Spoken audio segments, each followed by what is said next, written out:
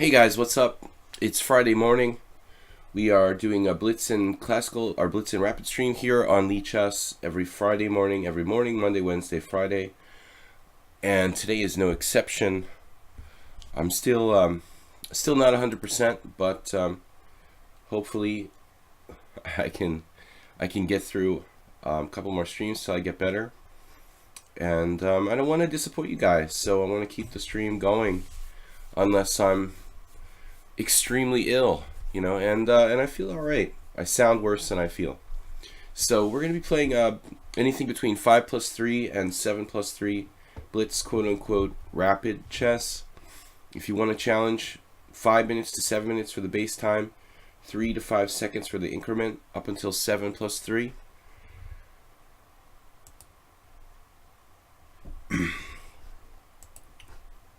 Yesterday we had a good stream. It was a subscriber stream, a lot of game analysis. I analyzed some viewer games, also some suggestions, and we spent some time taking a look at the games I did play. We actually analyzed a little bit, 4 or 5 of games that were played yesterday. I'm coming off the holidays and a lot of, a couple weeks where I didn't really stream very much. So I think a lot of people don't realize that we're back on a regular schedule here. Basically Monday, Wednesday, and Friday, 10 a.m. Central European Time. Tuesdays and Thursdays, 7 p.m. in the evening. And Sundays, I do a simul, usually at 6:30 p.m. This week, I'm going to be doing a 25-player simul on Sunday at 6:30 p.m., 40-40. It lasts about 2.5 hours. Actually, it can last up to 3 hours. It's a really long game by bullet standards, anyway.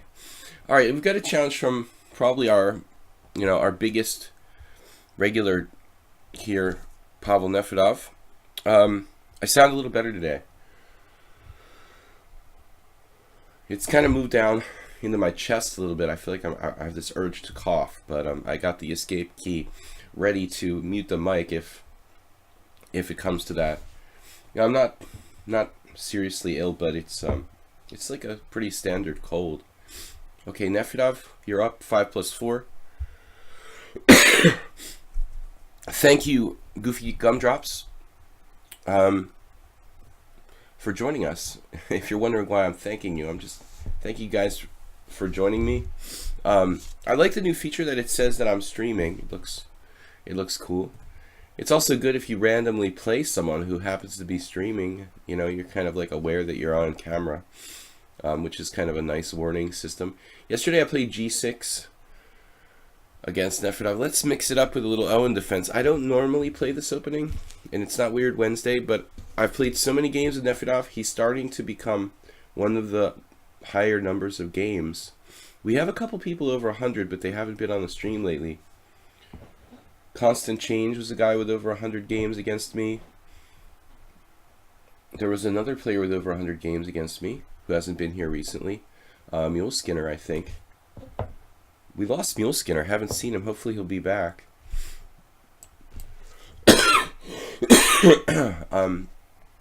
Grandmaster Christian Bauer from France, probably the best known player who plays the Owen defense on a regular basis. He was here in Budapest playing the A group of the tournament I finished a couple weeks ago. Same top as on January 3rd. Nefedov. I thought it was the same top as in January 4th. I thought it was the same shirt I wore last night, to be honest. I'm wearing the same shirt from last night. It's kind of like a sweatshirt, so it's alright to wear the same shirt 2 days in a row.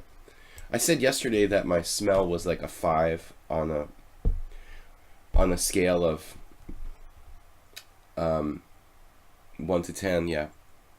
Alright, so the D5 is pretty early, and this actually transposes to an English defense now. There was a game that Mihai Shuba analyzed in his book that I always talk about, Dynamic Chess Strategy. A little different, though. Queen G4 is definitely interesting. Queen H4, excuse me. I don't know if that was like a Freudian slip.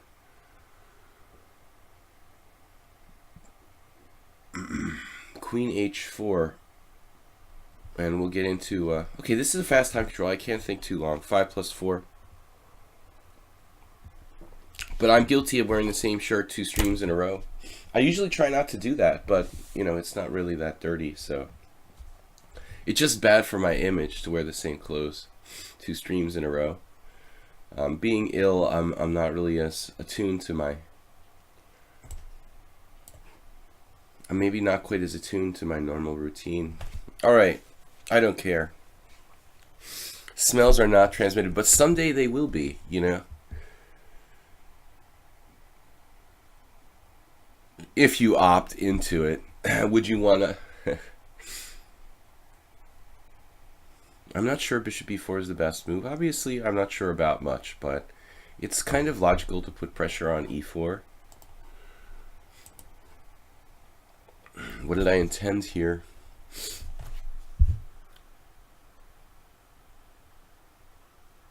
I mean, you could definitely play like f5. Like, it's so California, man. f5 is logical, continuing the pressure on e4, but takes on f5, which I'm not really that down with. You know, I don't like that f5 getting captured. I could counter with pawn takes d5, though. We got to do something, and fast, because the time is ticking away here. Knight e7, knight a6, they're all moves. He's going to comfortably play knight c3 next. All right.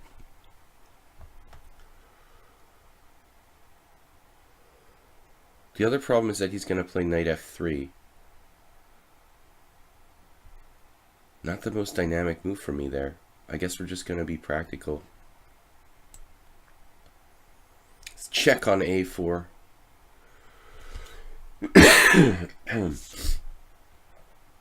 The check on a4 bothers me a little bit. You could play knight a6, but his knight's coming to f3. Alright. We're going to have to be careful here. I don't know about my last move. Taking on c3 unprovoked.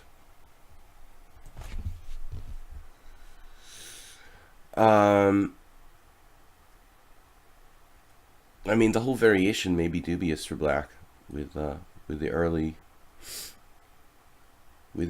queen h4, most likely kind of too risky. But it shouldn't be that bad for black. All right. I don't know. I don't know what I did wrong, but I guess I tried too hard to punish white's setup. Knight a6, bishop a3, for example, very good for white. d6 bothered me because he has a check on a4. Is that really a problem? You know, I'm being a little afraid of ghosts, maybe. I don't think that queen a4 check is really the issue here. And I've got to play some moves, and I can't play perfectly. Weird Friday. Yep. Queen h5, my queen is still vulnerable. We're going to go back here. Turn it into a kind of like Bogo Indian or something.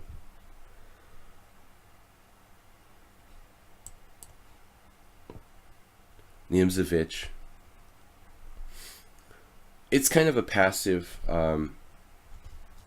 Nimzovich type of setup. I just mean like stylistically Nimzovich. It's not actually a Nimzovich. I mean, okay, you can, if you want to be like, you know, Russian about it, you can say the Nimzovich defense. You know, probably in some places they call the what we call the Nimzo-Indian in the West, the Nimzovich defense. I mean, I don't know. Do the Russians say Nimzovich defense? But I meant just in the style of Nimzovich. Okay, knight g5 is kind of weird. He's not thinking too much about development with that move. Not really Nefudavian, if we can say that. On knight h3, I'm thinking bishop c8, because that bishop sucks anyway on b7.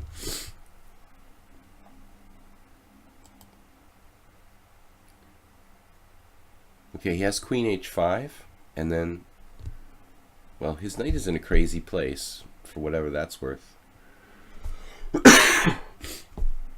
But you know, something just occurred to me. I mean, Nefyedov is basically playing a d4 opening.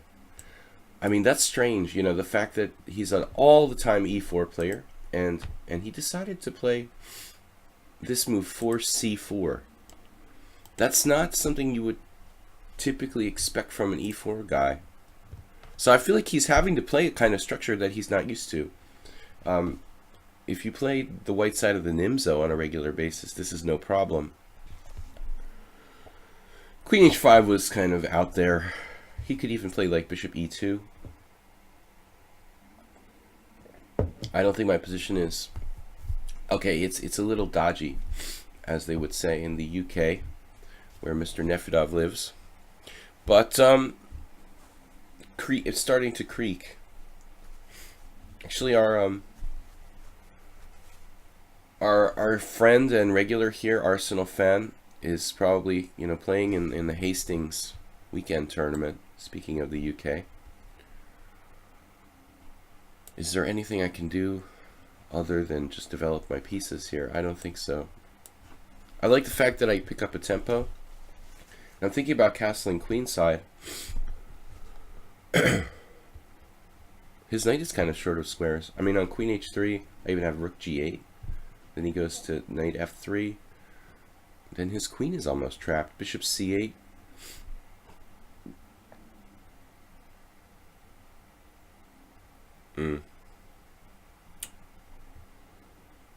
What am I talking about? I can't play bishop c8.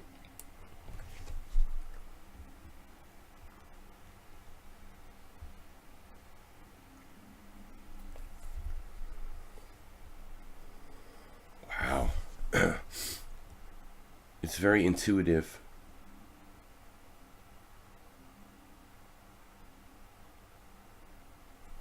Everything's protected for white.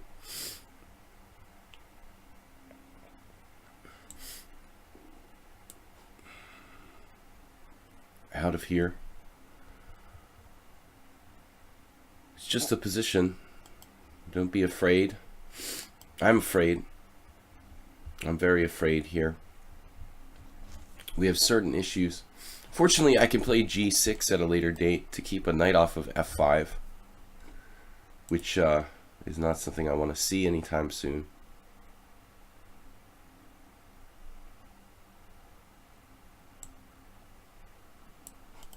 It's just better for white, this position.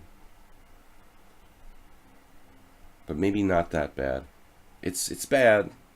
Just a question of how bad for black. Not a fan.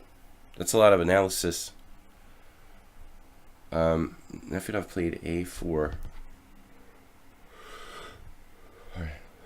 Well, I don't really want to see a5, but I'm not sure it's a good move. I don't want to see him playing a5, so I'm not sure it's a good move. It's reactionary. I don't have any time. 28 seconds. I mean, Nefyedov's rating is way too low. You know, he's embarrassing to play against because he's like kicking my ass all the time, but he's better than 1700. If you do a calculation with his BCF rating, his FIDE rating should be in the 1900s, which would make the lichess rating, you know, he should really be around like 2000 at least. No doubt. I don't understand why his rating is low. Maybe he just doesn't care. But he's better than 1766. I'm not just getting dragged around by a 1700. I mean, this guy is at least 2000 in reality. Now, pawn takes pawn, I'm not sure about. You know, I think he should have maybe gone knight d4. You know, in this way. Actually, I'd like to trade. I was thinking trade and take with the queen. And then maybe we can exploit his pawn structure weaknesses down the line. He also has knight d4 here, though. And I might have to play. Watch out for knight c6 check. Play g6, it's horrible. Knight d4 is strong. The other thing here that's interesting is, again, Nefyedov doesn't play d4, but he's adapting very, very well in a structure that he normally wouldn't play. That's a lot of comments, Nakafan. You've pretty much filled up the screen. Alright, knight to d4 now. We gotta watch the fork on c6. I'm about to lose on time. Nice.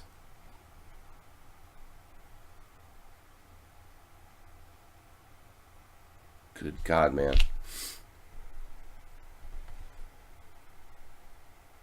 Now, fortunately, he's gonna lose on time. I guess he just got too. He got too, you know, addicted to the position like me. White's clearly better here. The engine says no. Wow, I thought you're clearly better.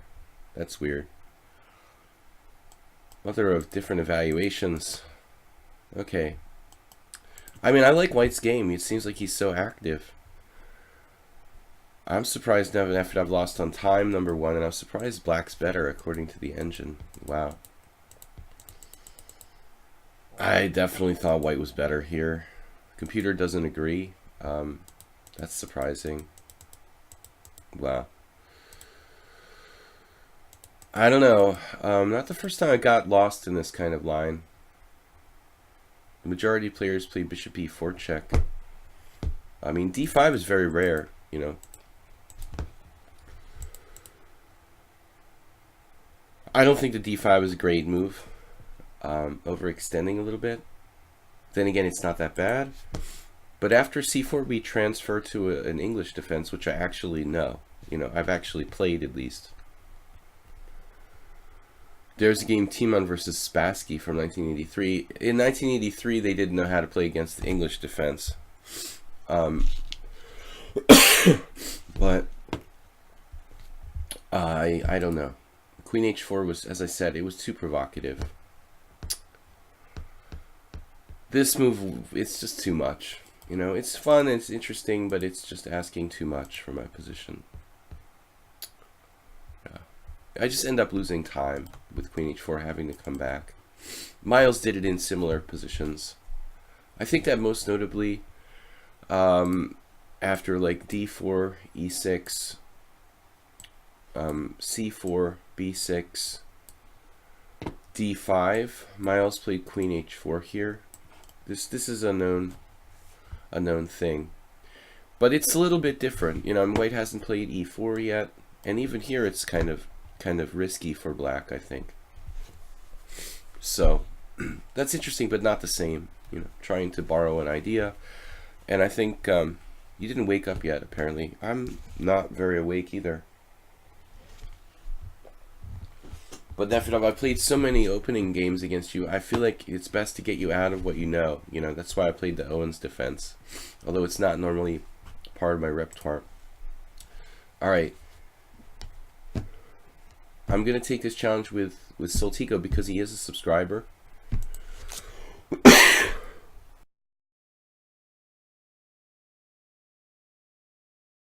have to pause the stream to what. Soltico aborted the game. I guess he's not ready to play. Alright. We'll just take a random challenge here from KFAC. I normally try to take the subscribers first, but Soltico apparently didn't wake up yet. It's still like 5 in the morning there. 4 in the morning. Alright, let's play some e4. Even though I'm not awake yet. In the final position, surprisingly, it said that Black is better. I mean, obviously my structure was better, but I thought that White had, you know, quite a dynamic type of setup. Stockfish isn't everything, but it has a pretty good grip on generally what's going on. I think I'd rather trust a different engine. The Houdini or something like that would probably be better than Stockfish, but for the most part, it's pretty good. Now, this is a new opponent for me. I never played this guy before. He's playing the Accelerated Dragon.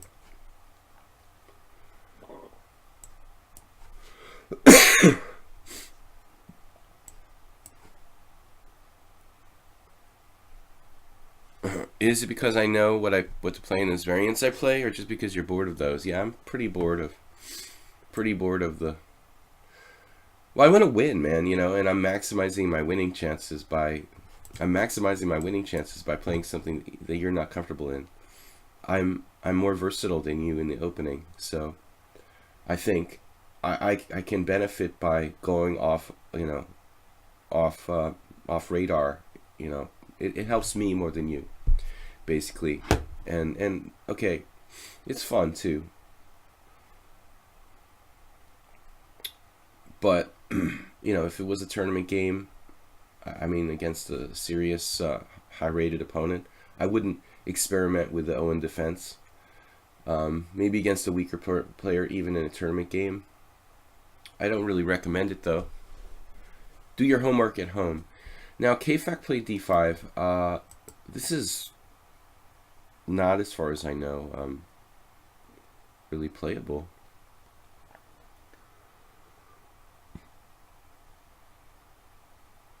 I saw Gelfand play a d5 recently, but I don't think it was the same position.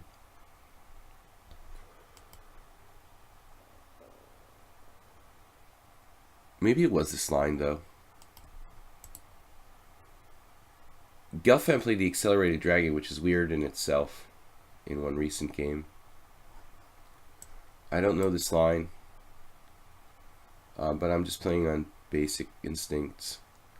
It's possible this was the Gelfand game. I don't remember. It's definitely weird to see Gelfand playing the Accelerated Dragon.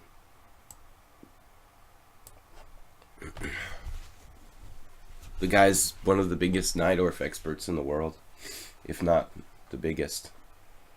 And, you know, playing the Accelerated Dragon. Seems like it's a step down from the Najdorf.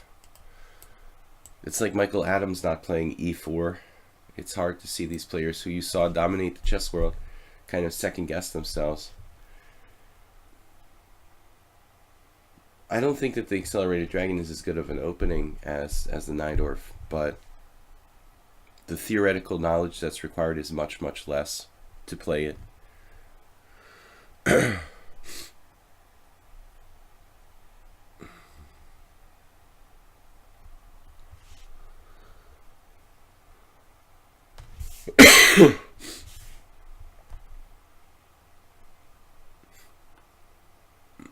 Bishop h5, K-Fac. Makes me wonder about d6 here. My pawn's gonna drop, kids. But that bishop on h5 is suspicious.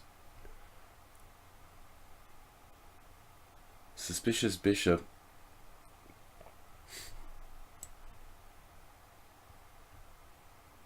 I'm looking at some kind of tactics on e5, though. Yep.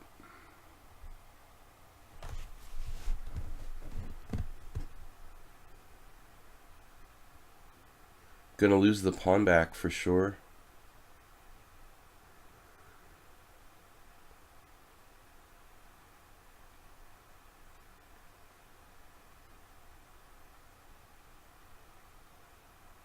Queen g5 is a crazy move.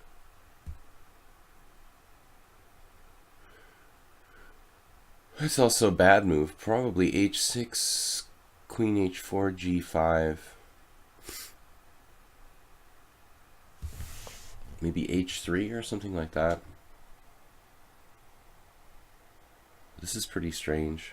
Castles. Knight takes d5. Knight takes d5, queen takes d5, everything's hanging. Black's play seems kind of perfect. I just don't know the line.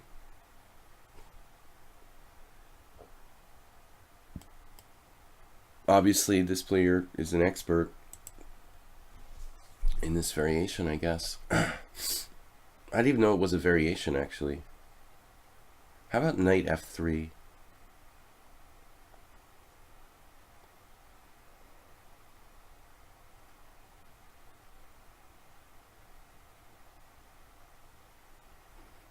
I don't know what to do at all.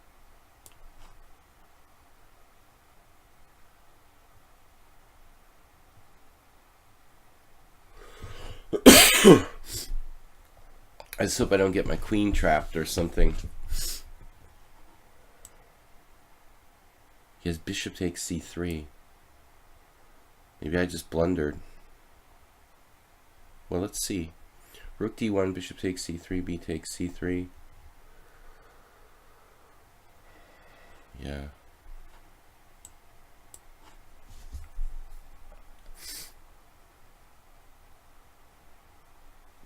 Oh, it's a rated game. Now I understand. Of course. Okay. It's a rated game. Right. Okay, I understand. I don't know. I guess I should just resign. Now I understand. K-Fac. Alright, let's just resign. Go on to the next game. It's a rated game. Anyway, we're not going to talk about it. We're just going to move on to the next game. Alright. We are going to just put that in the past and play a new game. I'm playing casual games here on my stream.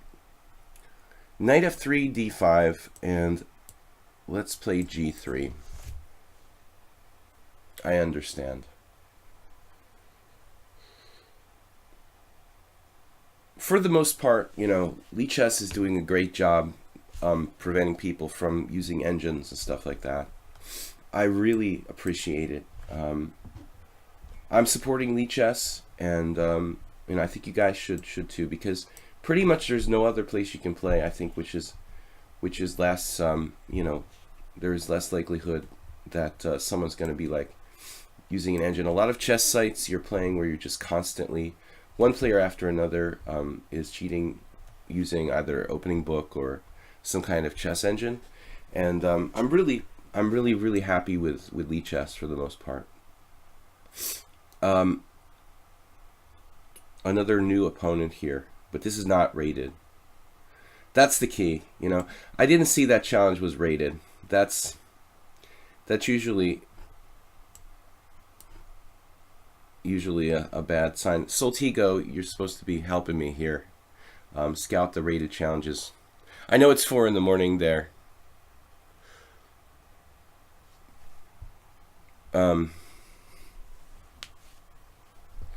Yeah.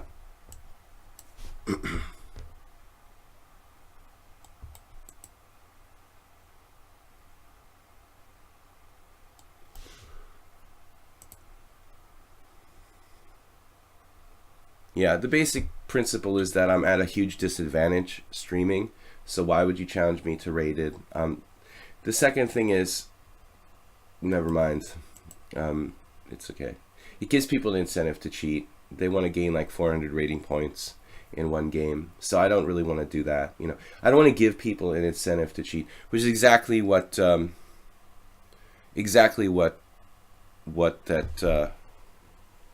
Nakafan said. You know, I don't want to give people an incentive to cheat here against me. So it's pretty clear. I just don't want to play rated games while I'm at a 2-minute disadvantage while I'm commentating on the games. So I'll just resign. You know, I don't want to get into discussion about whether my opponent is getting assistance or, you know, I'm not going to go there. I'm just going to resign the game and play another game. All right, Rook B1.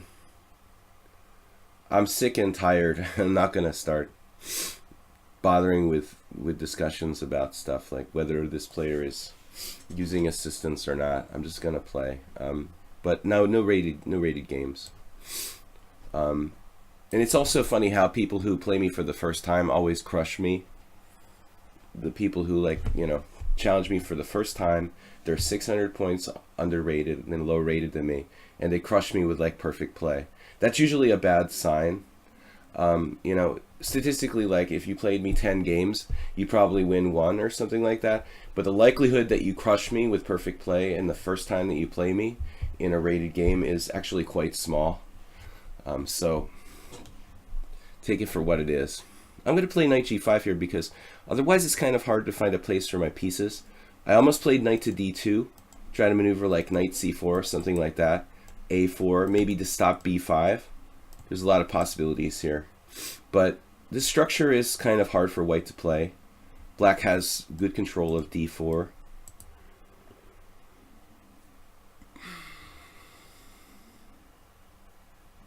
Rematch, yeah. I don't know. I don't want to even think about whether my last opponent was cheating. I just don't want to play any rated games. I should have caught it, you know. I'm just kind of angry with myself for not catching it because, first of all, you know, I don't want to play when I'm at a disadvantage, so whatever. a lot of people just want to look cool by like beating like a title player, you know. The incentive is very high to cheat. We're going to maneuver to e4. I can always bounce back to d2 if I have to. And this will force him to probably play b6.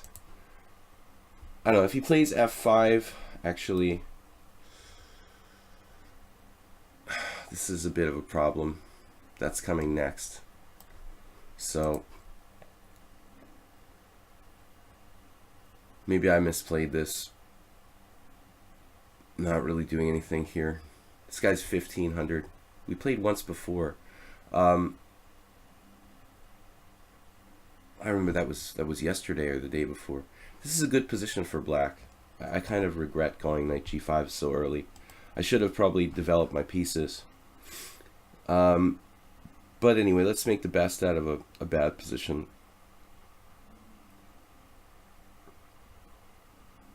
I think this was the player who I played yesterday who played the opening very well, and then made some tactical mistakes. Very likely this is going to have to retreat back again, so I don't know. This was a waste of time playing like knight g5.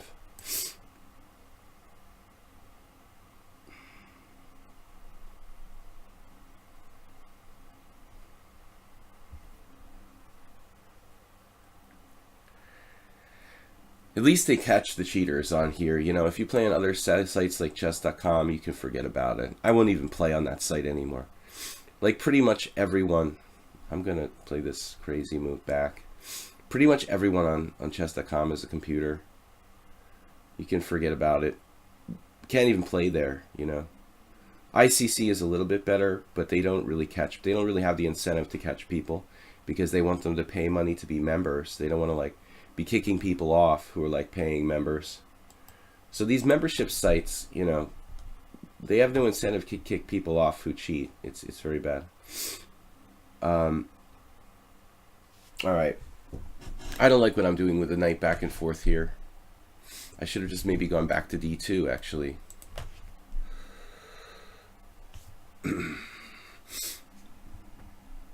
I mean, I must have reported like thousands of people on ICC, and like almost none of them ever got caught for being cheaters. This guy's playing like Botvinnik. Maybe I'll try f4. This is very risky. I've kind of wasted a tempo here. Luckily, this is not rated. Oh, Nakafan played all my simuls on ICC. Wow. That was a long time ago. That was like over 15 years ago. 15 years ago, I was doing simuls on ICC. Unless you're talking about like recent ones. I tried to do them there. People were cheating like constantly. Even in my simuls. I mean, can you imagine that? I had to quit doing simuls on ICC because like every time I did a simul, like on 15 boards, like 4 or 5 people were cheating. It was like ridiculous, you know, and I couldn't even say anything about it because like the administrators would get mad, you know, because, oh, well, they're paying members, you know. I was like, screw this. I'm not going to play on a site where like I know people are cheating, but I'm not going to say anything about it because they're paying ICC a membership. It's like, give me a break, man. That's ridiculous. You met me at the World Open in 1996. No, it must have been in a different one. It wasn't in Alexandria, it was in Chicago. Okay, rook on b to c8. That was in Chicago. That was like the last time I played in the US Open. I don't like my position. And black's play, okay, he's 1500. The guy must be horrible tactically because his opening play is excellent, you know, strategically.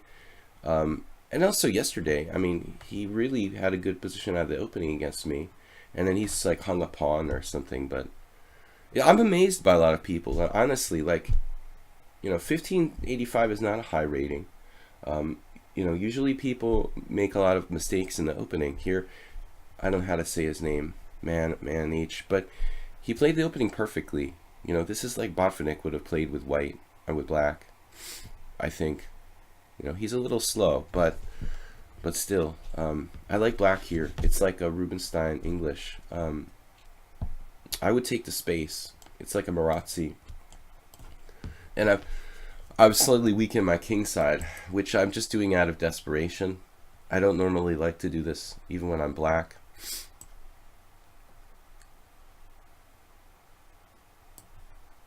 I messed around moving my knight like 6 times. Black is better here.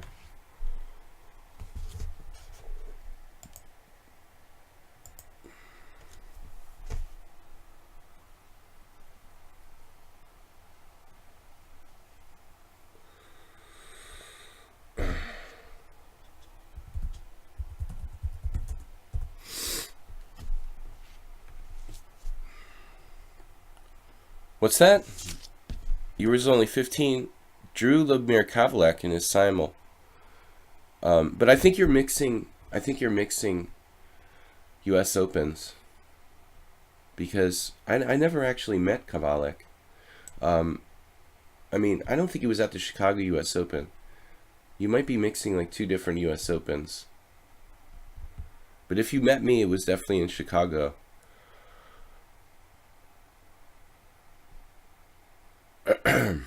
I don't know about e4.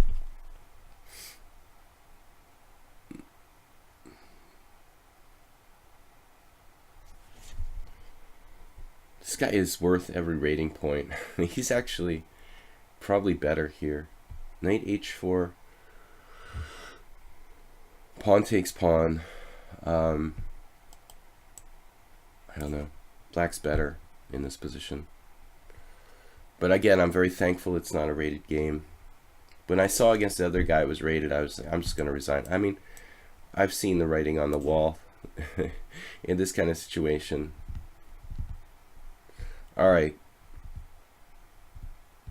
Black is better here. I'm going to fight for a draw if I can. That would be my mindset anyway. You know, I know I'm supposed to crush a 1500, but now I'm just losing material.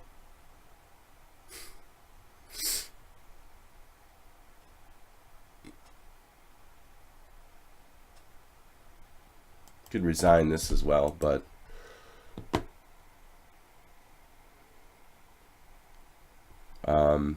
I'll try to play on and draw. Looks like a very, very bad position for white. Queen b3 doesn't help. He has, oh, maybe it would help. Queen b3. Could try it. I'm not sure this is a good move. It's a try to complicate the position a little bit. 1500. It's a good day for me. Hey, Arsenal fan, thanks for... 1994 wasn't in Chicago, man. There's not too much I remember, but I know... Oh, you're right. Oh, man, I'm sorry. You're right. Plague is right. You guys are right. I'm wrong. Never mind. 1996 was not in Alexandria, though, either. I wasn't there. Well, anyway, if you met me at the U.S. Open, I never was in Alexandria. I never played in Alexandria. Absolutely not. This guy's 1500. Christ. All right.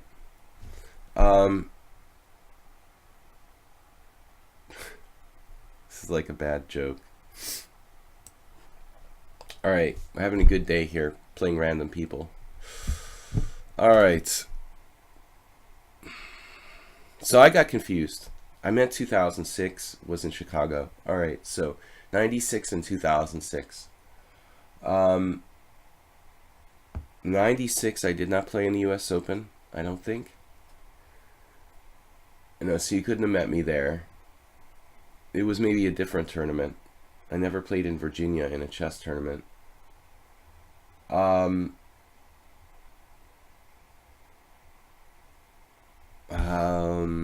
played in Philly in like 1994, maybe that. I think it was in 94. There was a U.S. Open in Philadelphia. That's probably what you could be thinking of. That's the only one around that time that I played in.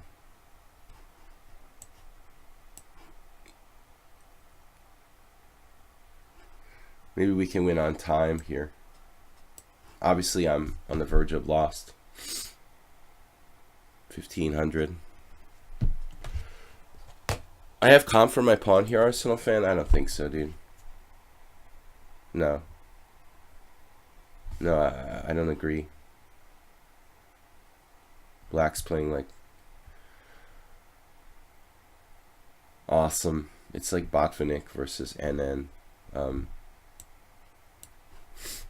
I'm clearly lost here. Okay, there's some chances for a draw, but it's like really not the right moment for this game for me. I'm already struggling with the other game, and we got a 1500 here. It's kicking my ass.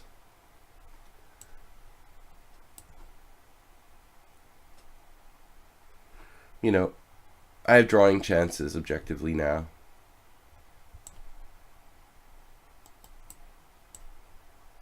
He actually gave me pretty good chances. I think trading the white squared bishops, you know, is not. Oh man, he missed queen takes a2. So this player is not a computer, but he's not 1500 in the caliber of play. Much higher. He missed a2 just hanging there. He's offering a draw. Like, does it matter? It's an unrated game. Yeah, sure, man. Let's call it a draw. I mean, I'm just worse, you know. Why would you offer a draw? Okay, you have no time left. I mean, Black's playing this game better than mine. 100%. I wasted too much time with my knight. But I was a little upset about the other game, so it was hard to concentrate. I'm just losing here. Alright. We're going to play a subscriber here. This dude's challenged me again. You gotta freaking provoking me. Alright. Soltigo, what's up? Let's play.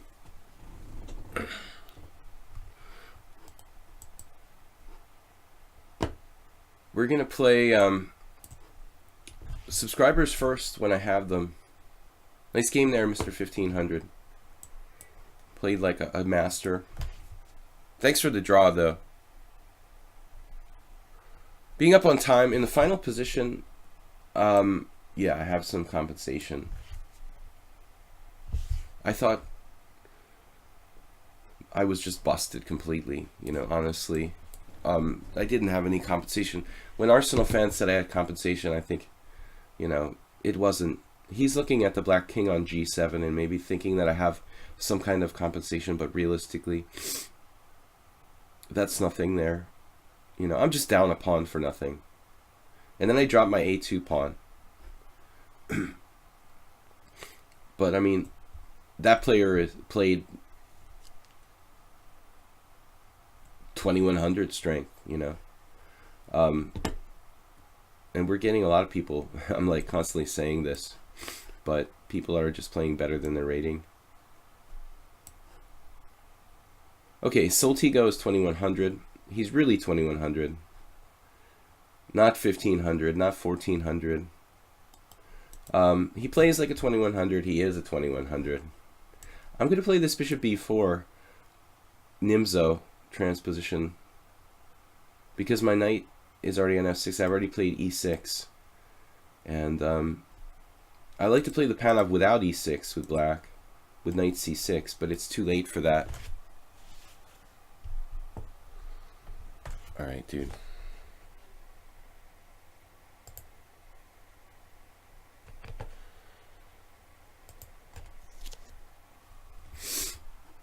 All right.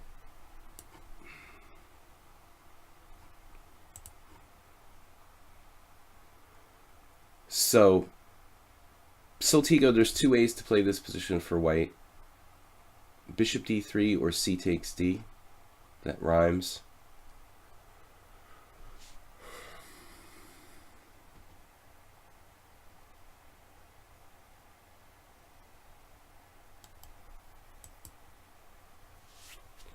No, but I mean, there's no way a 2100 should play like a 1200 ever, Arsenal fan.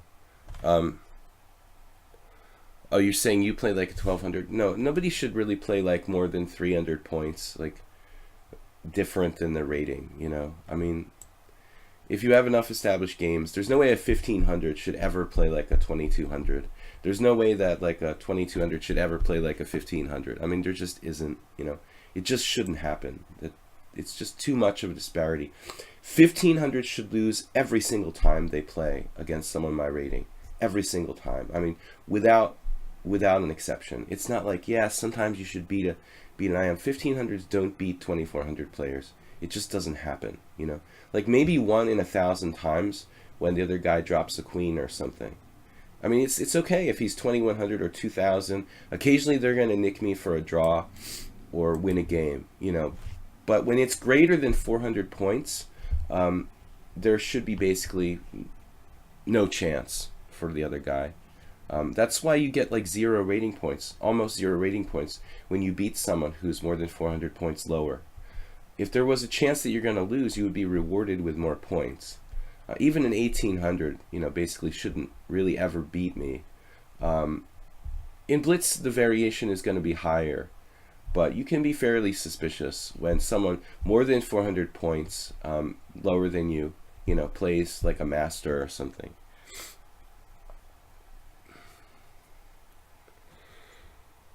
When I beat someone who's 400 points lower, I win like a fraction of a rating point.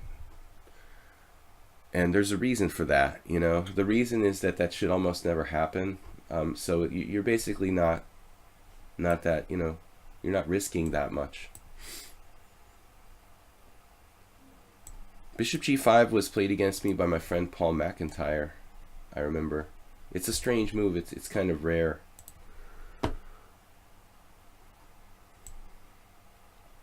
I got to recapture here. But this may well be a playable gambit for white, if you want to call it a gambit, I don't know.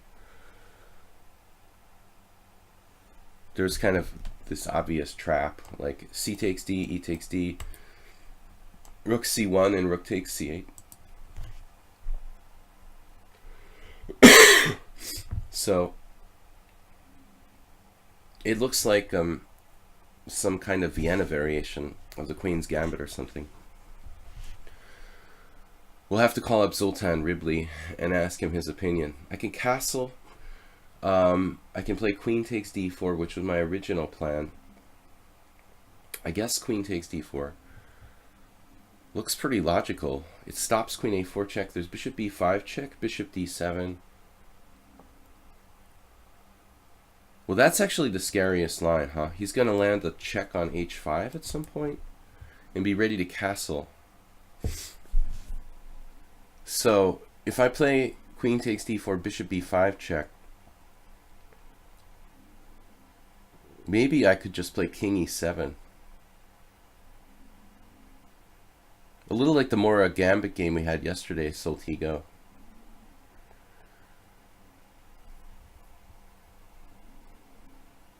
And the other thing is that, like, if you play someone who's 400 points lower than you, let's just ask like a theoretical question, okay? If an IM or a GM plays like some player who's more than 400 points lower than them, they're gonna lose to that player like 1 in 100 games, maybe less. What are the chances they would get crushed the first time they played? You know what I mean? The statistics are, you know, it's like infinitesimal. So when somebody like who's more than 400 points lower rated than me, you know, challenges me to a rated game and then crushes me the first game they play me, I'm wrong, like maybe like, you know, a small percentage of the time, but the majority of the time that's going to be pretty suspicious.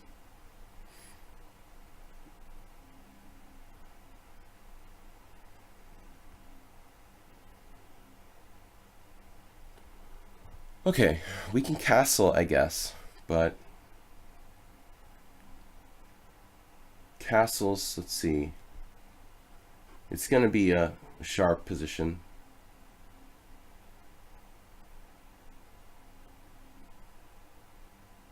Maybe my king is a little bit safer castled kingside than it is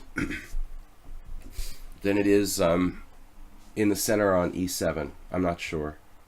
You can basically choose between these two options. Trying to live with your king on e7, putting the king over here.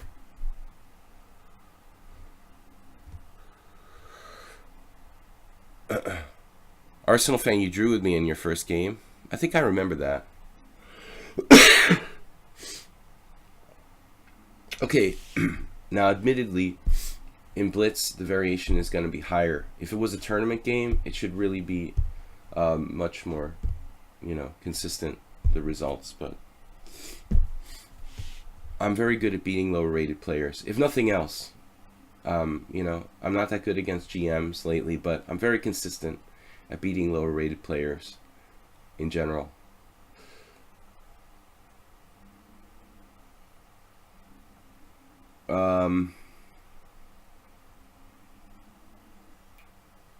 All right, let's see here.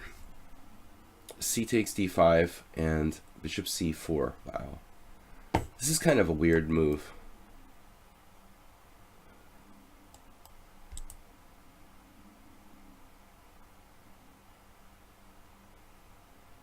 I don't know. I mean, I'm going to win the d4 pawn. I just take this, then I take here, and I'm covering g4. He has compensation. I mean, my king is kind of open. But on the other hand, he's just down a pawn on the queen side. So I don't think my king is in that much danger. Most likely we'll reach some kind of endgame, hopefully, where it's a question of whether my queen side majority. But actually he messed around a little bit here. Maybe now his king is screwed up.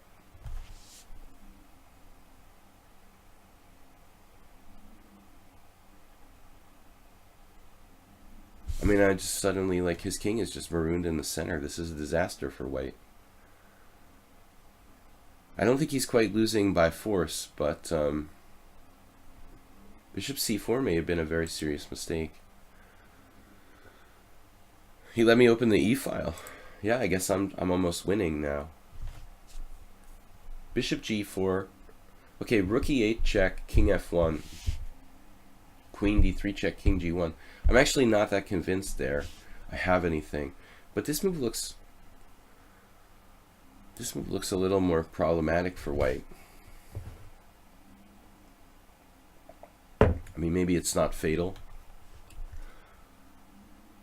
Or maybe it's nearly fatal for white. Or, at best he can maybe get into an endgame down a pawn. I guess he can play knight f3 and just try to survive here. I don't know. Rook e8, king f1. Yeah, rook e8 is definitely a totally good move.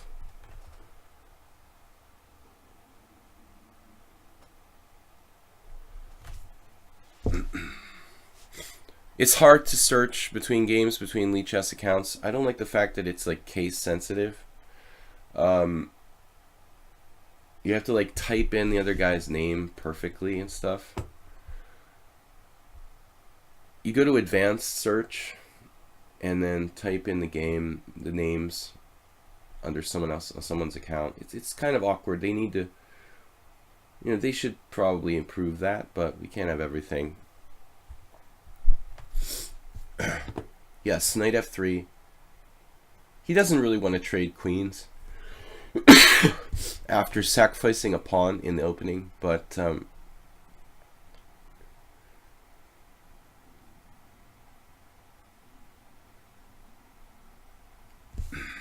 he's ready to castle now, so we go rook e8 check. I'll have to watch f7.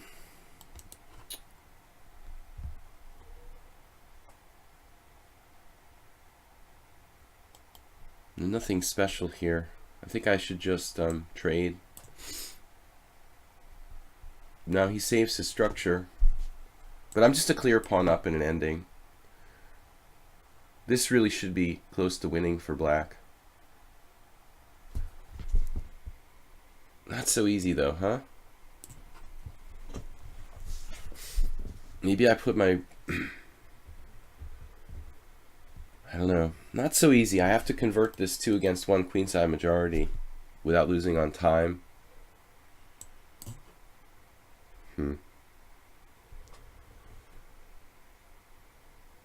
He's a little bit paralyzed.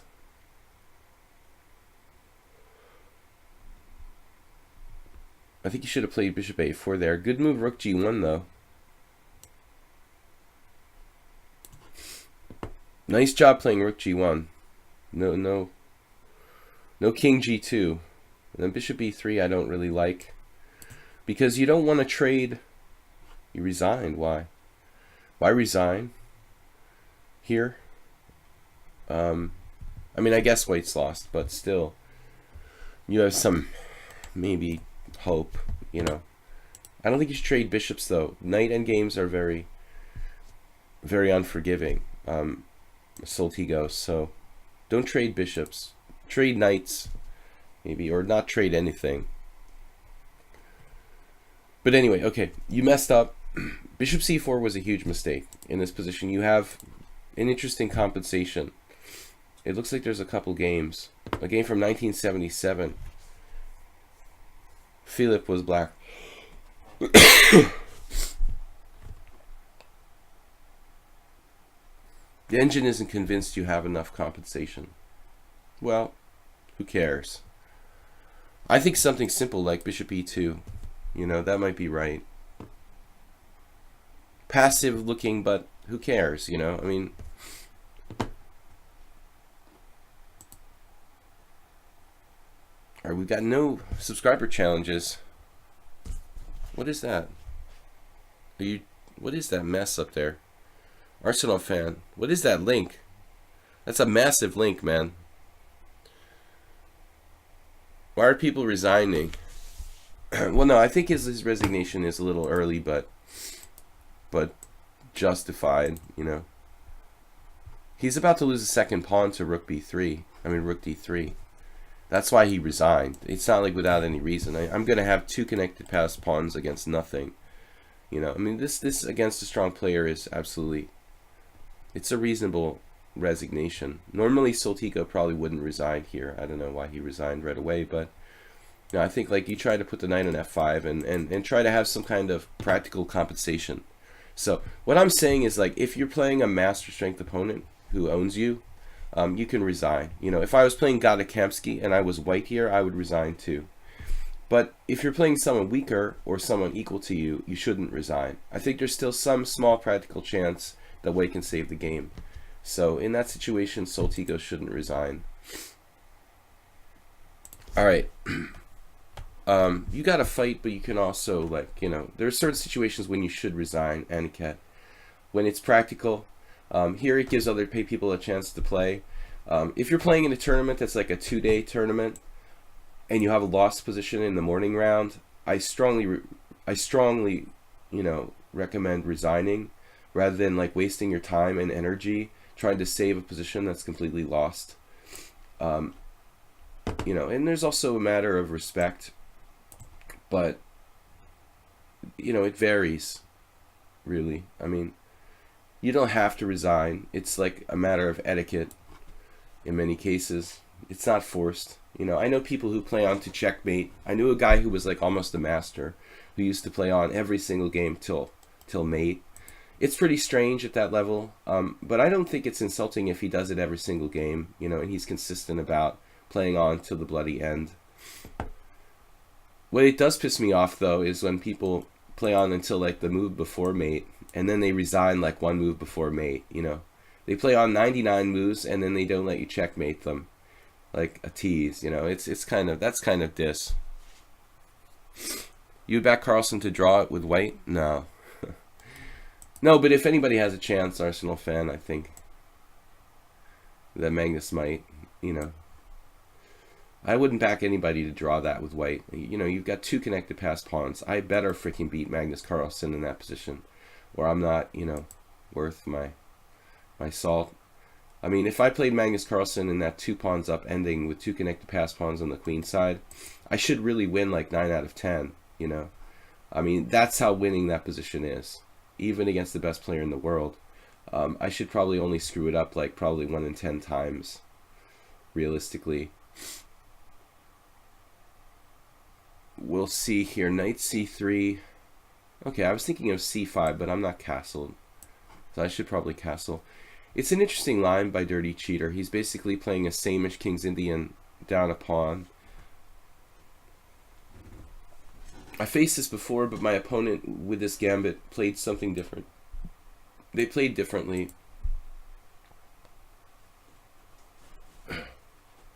Are you talking about Ponomarev, who plays until he's mated? I didn't know that Ponomarev does that. I never met Ponomarev or actually witnessed him playing. But does he always do that for real?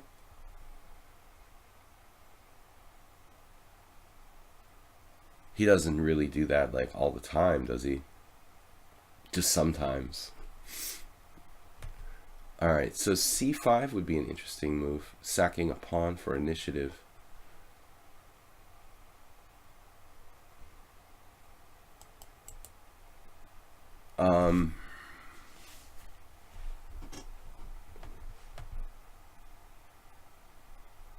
Like, Lousy Dirty Cheater has lost every time against me. 18 games. And you might think that's strange, but that's actually how it's supposed to be, you know? Like, when someone's more than 400 points higher, they're supposed to win almost every game. And that's normal, you know? I'm supposed to lose to Magnus Carlsen pretty much every game. It's the same thing. I mean, this should be my score against Carlsen.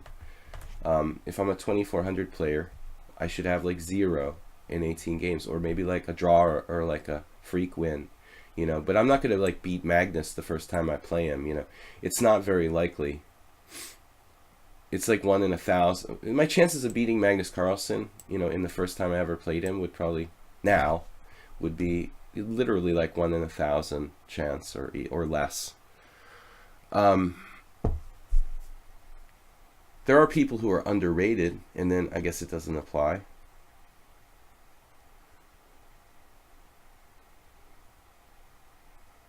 I almost drew Carlsen though, oddly enough, but he wasn't as strong as he is now. When I played Magnus, he was only like 2590 or something, 2600. So that's different, you know. Against the 2600s, I should sometimes score some points, and I do, not lately. Yeah, this is weird. I don't know what to do. I don't know what to do here. I want to sack a pawn with c5. Okay, we can do it. I mean, it's kind of a generous pawn sacrifice. I feel like I'm giving my advantage away, but it definitely takes away any kind of like attacking chances he has. Anton Chess Fan, hello. Is Peert's defense that good? This isn't the Peert's defense. This is d4, knight f6, g4. And it only looks like a Peert's defense. This guy gave me a pawn on move 2, and then the position resembles a Peert's defense. But I think the Peert's defense is pretty good. You've got to really know what you're doing, though.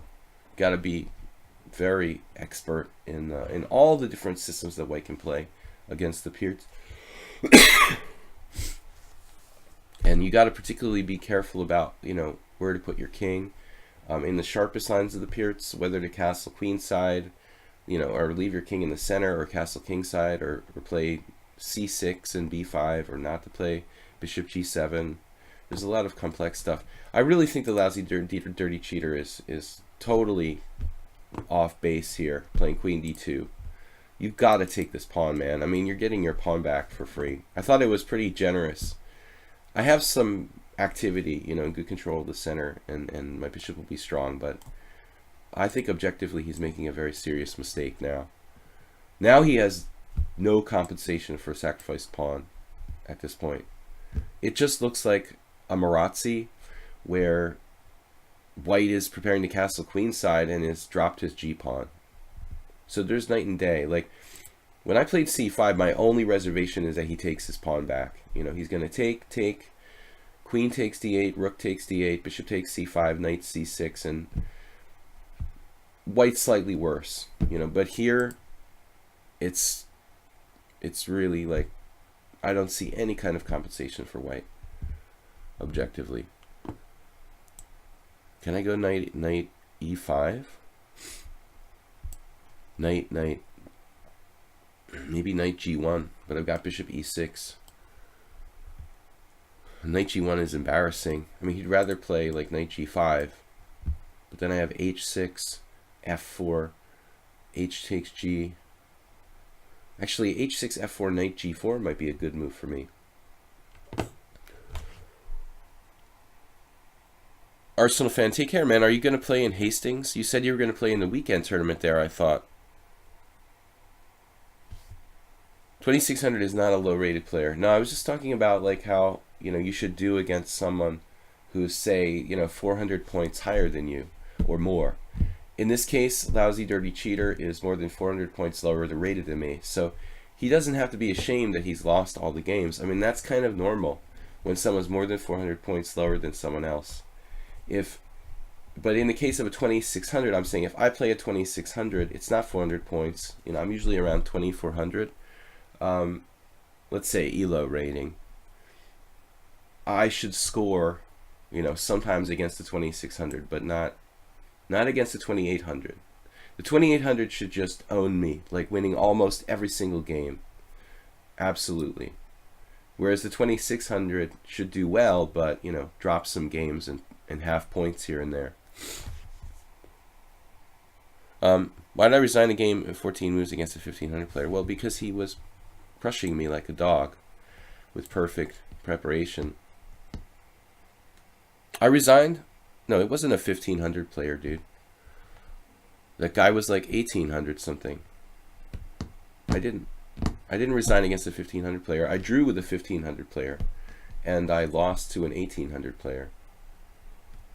But the 1800 player played like a master. He played perfectly, using Gelfand opening preparation and making perfect moves. You know, I just didn't like the feel of it, so I resigned. It was a lost position probably anyway.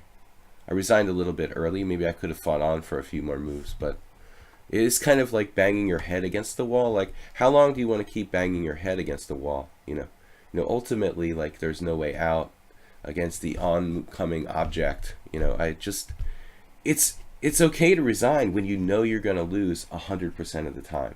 That's my argument about like not wasting your energy. It's okay to have this fighting attitude, but you're a fool if you never resign when you know you're going to lose like 100% of the time. You're wasting your energy for nothing, and I think that's a bad thing. All right, now we're going to grab the dark squared bishop. We've got really strong dragon bishop. He forced a very slight weakening in my king side with h6, but I think that's manageable. You know, still I don't like white's position. I think it's pretty sketchy. I can castle. I can play queen a5. I'm talking about him castling. He can castle queen side. I was thinking queen a5. Let's do it. Active. It's a bad samish, yeah. It could have been a playable samish if he took my pawn on c5.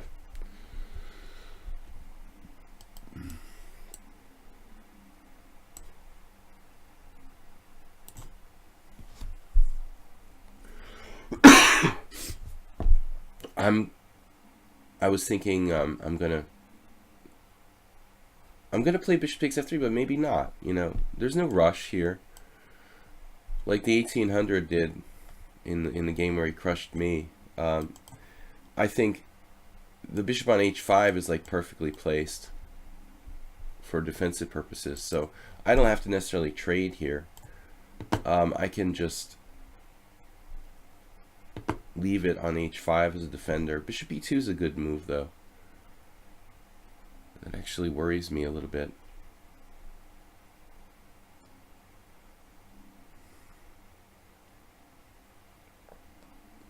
Not sure I played this perfectly, but I mean, I didn't like bishop e6 because he can hit me with the f-pawn. I guess that was kind of unfounded fear. What else can we do now? I should try something crazy like b5. Opening lines against the white king. Alright.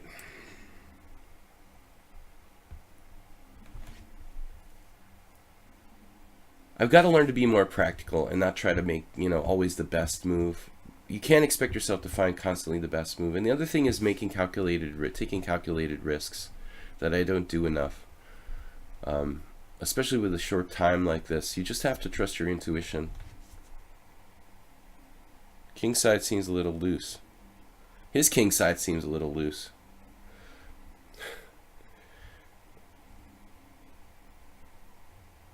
Two-round tournaments in particular, you've got to resign when you have a lost position.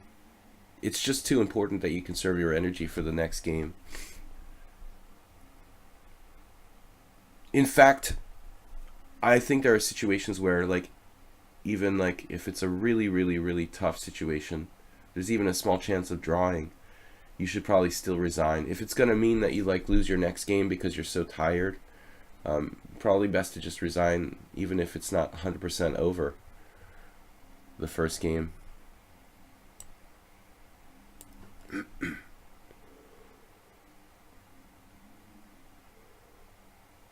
White managed to put up some resistance. I didn't like rook g1 though.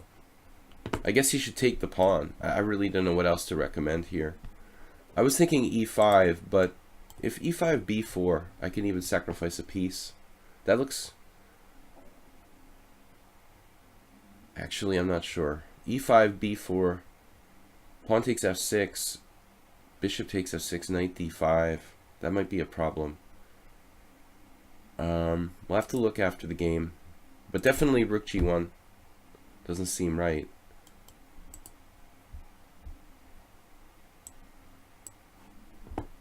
Now my bishop is too strong.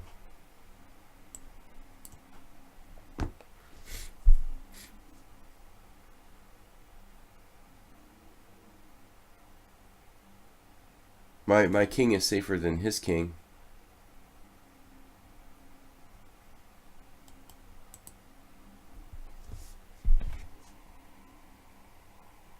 Well, I don't like playing h6 in general.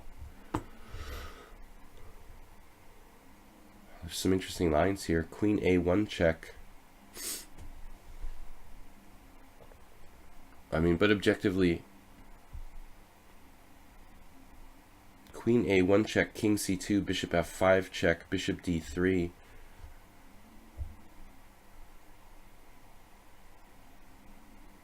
Is that good?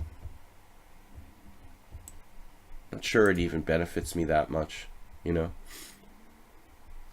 This is the direct approach. He's got knight c6 sometimes.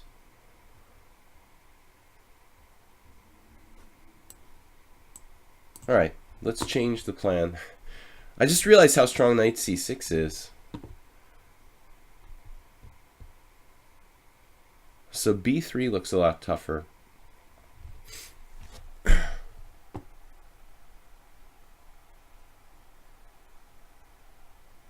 Guys, I'm streaming till 12:30.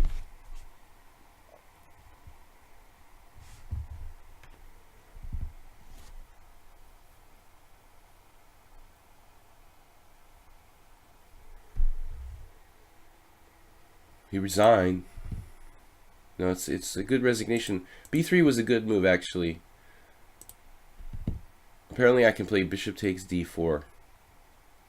Just winning a rook. Okay, that's not a bad line either. That would be good to see that. Wow. I didn't see it. Simply taking and then winning the g1 rook with queen a1 check. It's funny though. The engine thinks this is overwhelming too. I thought this is the kind of position where I could even mess it up, but I could still play b3. This is lost anyway for white. I just didn't know what to play in the opening at this point.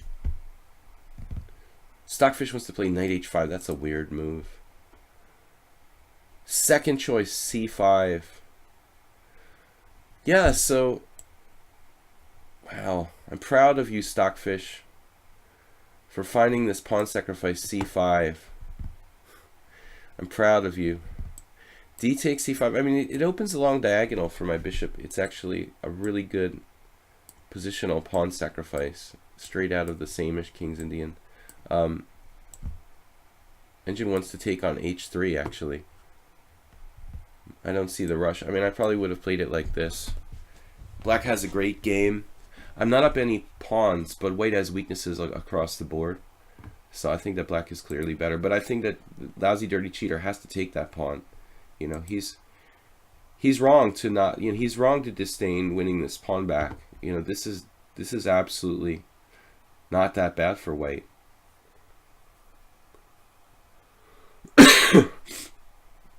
All right. Where's our subscribers? Guys, please subscribe to the stream. We had a resubscription today. Etium. Let's make sure there's no rated challenges. We got kind of sleepy with the rated challenge earlier. I lost to a monster 1800.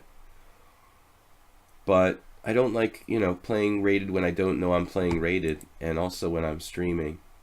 So now we have to like make sure that nobody's challenging me to rated games. Falling asleep at the switch there. Okay.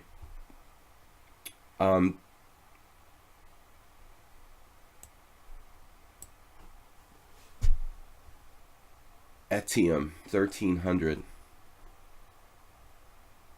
He's 1628 in classical, 1000 in blitz, and 1300 in rapid.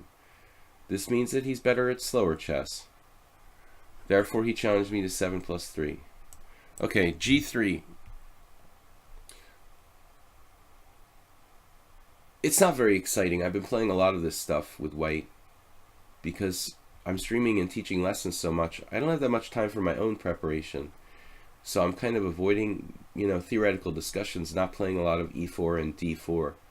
I'd like to play E4. I'd really love to play E4. I'd love to play D4, but I don't have a whole lot of time to work on my own openings. So I'm working, you know, basically full time, teaching chess and streaming. This was my game with Nicola Sedlak 2 weeks ago. He's a specialist in this line. I like this for white though. It's basically a hybrid between a Chigorin defense and the Reti opening. King's Indian attack, Chigorin. And it doesn't look that scary. White's only playing G3, but we're gonna play C4. I'm not gonna play passively. I'm gonna try to play C4 like a Grunfeld with colors reversed. This is a bad move, blocking in the bishop on C8. He definitely doesn't want to play with knight on C6 and the bishop blocked in on C8. The Catalan is different. If the C-pawn can move, you have more play. With the knight on C6, it's essential to get the bishop outside the pawn chain. Yesterday in a blitz game, I faced, I think, like bishop G4, but probably the best is bishop F5 for black. Trying to do like cheap threats with knight B4. I like the Catalan, but I'm not a theoretical expert. I never played the Catalan a lot with white, like the proper Catalan. I've always experimented with it and played it on occasion, and I've had decent results. You know, I think that I understand the basic concepts of the Catalan, but I don't know the theory very well. Most of my games where I played it on occasion against strong players have been draws. It's pretty solid though, and very, very trendy at the highest levels. It has been very, very trendy in the last 20 years. People in particular have a hard time getting anything against the Queen's Gambit decline. And Kramnik, Halifman, I mean, these guys basically, you know, like promoted playing knight f3 on move 1. The Catalan is an integral part of that repertoire where you're playing the move knight f3 at move 1. Now, Etium, I didn't like the setup he chose, but in his subsequent play, I think he's played probably the best you can play this. Now, there's interesting a move in bishop g5, possibly.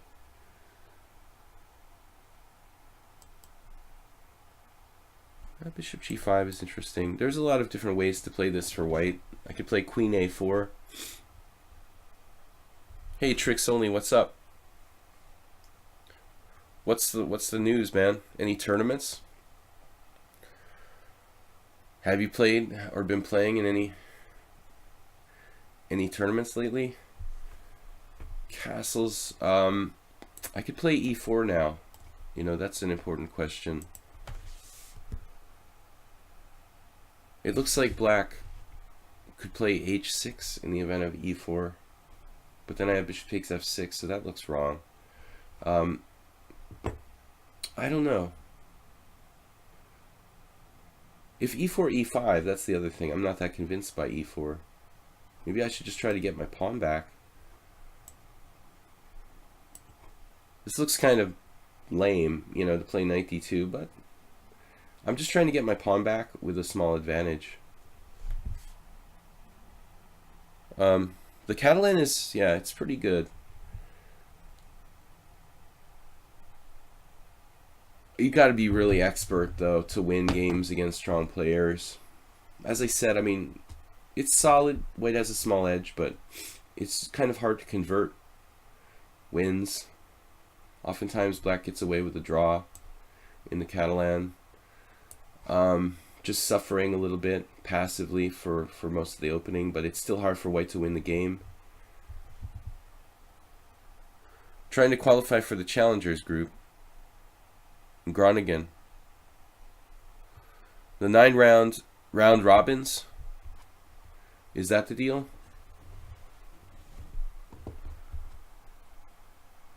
Someone was telling me about that. It would be cool to play. There's like these groups of 9 players, I guess.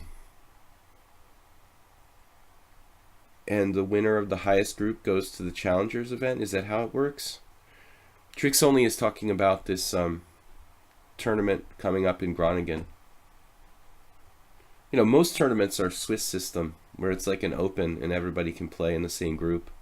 There they have like a round robin, a kind of interesting round robin format. You know, groups of players where everyone plays one game against another player. Okay, b6 is just a blunder. He's opened up the long diagonal. That's like the main danger in the Catalan. That I'm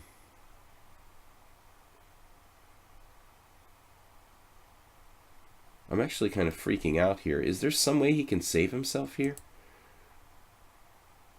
No. But maybe he could sack the exchange or something, like bishop ace, knight takes e5, d takes e5, knight takes e5, d takes e5, bishop a6. Does that even make sense? I mean, I gotta be winning now. Knight takes e5, d takes e5. This is just winning. I'm gonna be forking his pieces. But b6 is a catastrophic mistake. If you can avoid making blunders, you'll be on my level. The Groningen was 2 weeks ago. The Tata is okay. Sorry. There's these 2 famous tournaments in you know, well-known tournaments in the Netherlands, and I'm ignorant and get them confused. Yeah. So Groningen was 2 weeks ago. How did you do? The Tata Sila is in Weekhandzee. That's the one that's coming up. I wish I could play, but I'm always here and working. But I had a tournament too a couple weeks ago. I played horribly. I definitely need to improve my game. Alright. I think this wasn't that bad for black until b6, you know. Rook e8 though is suspicious. There's an actual game here, Mareko. Sandro Mareko versus Lorenzini. That's weird. Alright. Yeah, you made this almost work. I think this is the best he can do. Bishop d6, good move. And then takes. Probably black's best chance is this sort of setup. It looks like bishop g5 isn't necessary. I should probably play like knight on bd2. Inkiev from 1987. So the same idea, just without giving up my bishop on g5. Just going for this pawn in a convenient way. Winning the pawn back in a convenient way. with a small advantage to white. The engine is freaking out. This is like +1. That's kind of an exaggeration, but maybe not. I played bishop g5. Wow, you finished shared third. That's good. That's excellent, actually. Bishop g5 is this move possible right away. So I played c4 takes and then bishop g5. Mariko's opponent played rook b8, getting off the long diagonal. That makes a lot of sense. All right. I'm not going to any tournaments now. I'm pretty ill. We'll see if we can recover, and then eventually down the line, maybe I'll play. Besides the Hungarian Team Championship, there's a good open here in April, I think. The Budapest Spring Festival.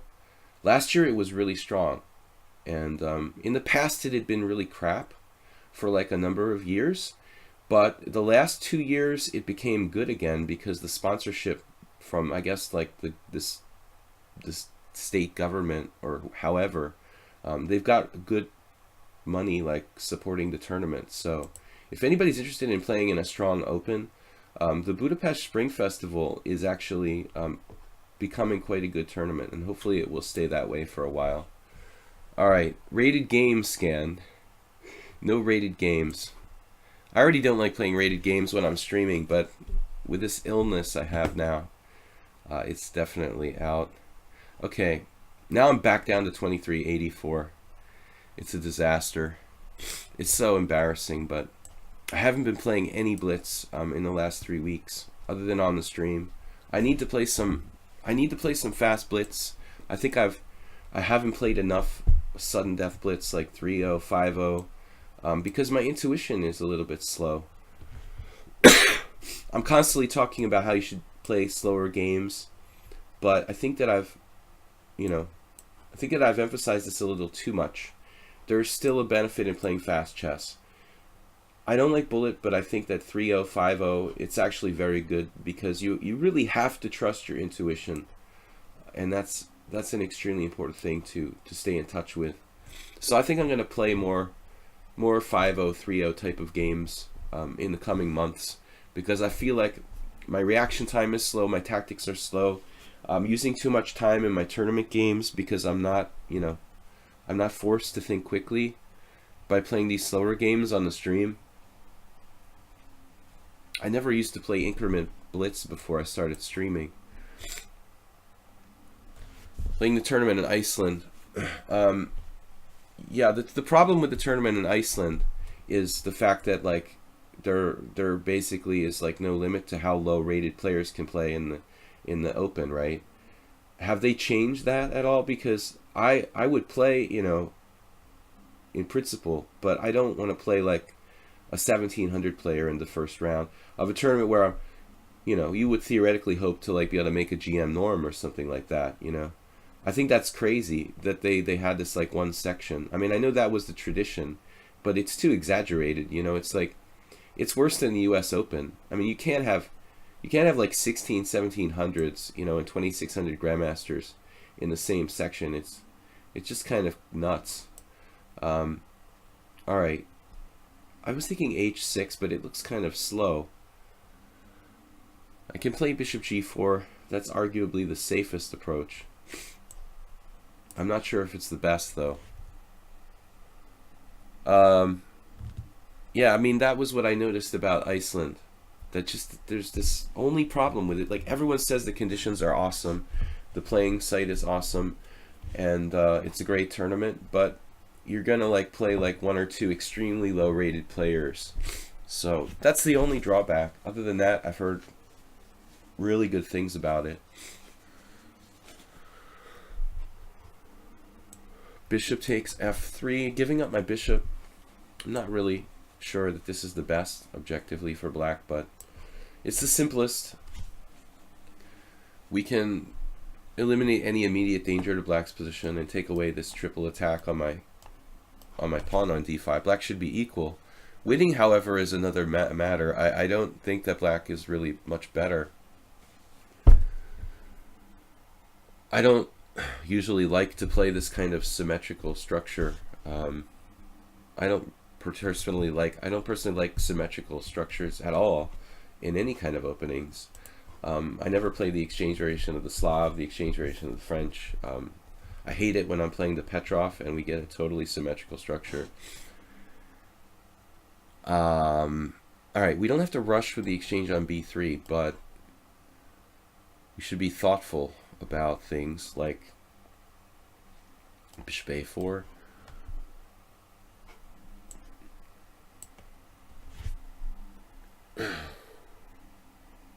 Yeah, I have to get well. Check out the, he dropped a piece here. That's the, I was talking about this last week, you know. I'm at the point where I don't make blunders. It sounds like a joke, you know, I'm an international master. But no, seriously, I mean, I think that that's the best thing about my game. Like, I don't make one move mistakes. I've been playing chess for a long time, and the thing that separates, you know, players who get to 2200 and players who are below 2200 is probably, like, number one, like, we're not making stupid mistakes, dropping a piece. You can get pretty far on that, you know, you can really get pretty far on just not making one move blunders. But a lot of chess psychologists like Krogius said that Soviet Grandmaster Nikolai Krogius wrote a book about chess psychology. He said that players who start when they're really, really young never make blunders, like Capablanca, Reshevsky, and then players who start late have a much higher propensity to make one-move blunders, even far into their careers. You know, so players who've been playing for 30 years, it's easy to eliminate one-move mistakes. But the thing is getting beyond that, you know. I've got to get to the point where I'm playing great chess. It's not enough to just not make one-move blunders. You have to play well tactically, deeply. My opponents are not going to make blunders too. It's just, that's the way everybody should be. At the level of 2350, 2400 and above, people aren't supposed to make one-move blunders. That's just a given. But, you know, you guys who are under 2200, that's the first thing you need to kind of weed out. You know, just don't make simple mistakes. You don't remember your first FIDE rating? I remember my first FIDE rating because things were different when I was playing. Like, there were no FIDE ratings below 2200. So I played for a long time. I mean, I was like a USCF master for a few years. I think I was a USCF master for a couple of years before I even got a FIDE rating. I never had a FIDE rating below 2200. My first FIDE rating was like 2330. I might have been a little overrated at first. Milan Kirai, he's got a new account, it appears. We had another player with the same name on the stream sometimes. Now FIDE, I don't know, in the last 15 years has expanded the rating system to include, you know, all levels of players. But in the old days, women could have down to 2000, you know, women would be like 2000 and above, and men were 2200 and above. There were no FIDE ratings below 2000 at all until like post, I don't know, 1995 or something.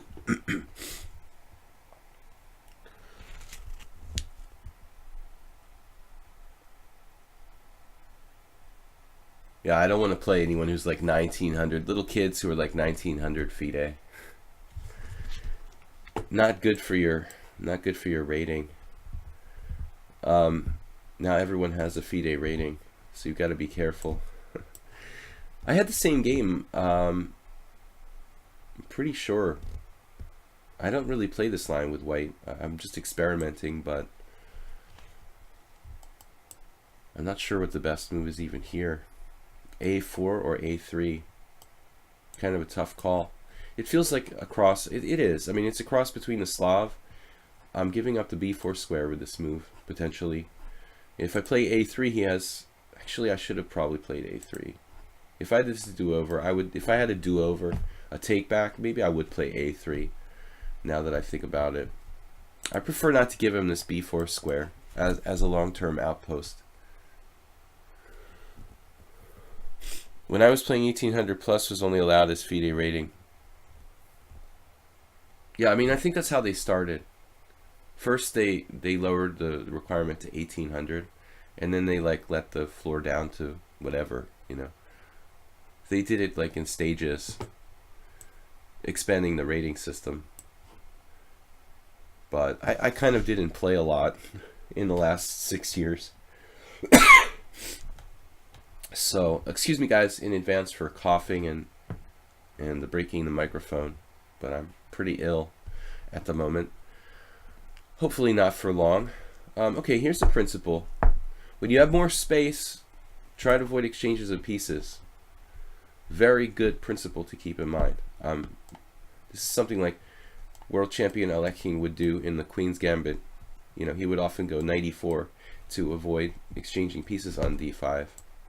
And now white's going to have to watch out for pawn forks. Also the b7 pawn. He's got to like retreat now, most likely with like bishop to c8. You could try knight b4, I guess. But my knight not only didn't get exchanged, it was able to go through e4 and get to a very strong outpost, an ideal outpost on c5. I've been ill a lot. You okay? Yeah, it's a world record. I mean, it's 2 times in the last month. Probably they're related, you know. My immune system was pretty weak. From the first time I was sick 2 weeks ago. And I probably just shook someone's hand who had a bad cold. But I don't think it's too bad. I mean, I don't think I was sick at all since maybe April. Prior to that, just it was really bad timing for me because I mean it happens like exactly when I'm playing in a tournament, like the only important tournament I play in 6 months, and I get sick like 2 days before the tournament starts. And this has been going on for like, I don't know, like 4 out of the last 5 tournaments I played, I was sick before or during the tournament. I don't know if it's psychosomatic, but it's a little too real to be psychosomatic. Take a little break. Well, the thing was, like, I didn't stream for like 2 weeks because of the holidays, you know. No, I'm alright. I'm really sad though, because tonight is my usual poker night, and I love to go out and play poker on Saturdays or Fridays, but I think I'm gonna have to bail because I just can't stay up late. I'm too sick. I'm gonna lose my one night out, but that's the way it goes. I've got to get better and get myself healthy. Tea with honey. Should be drinking tea with honey. All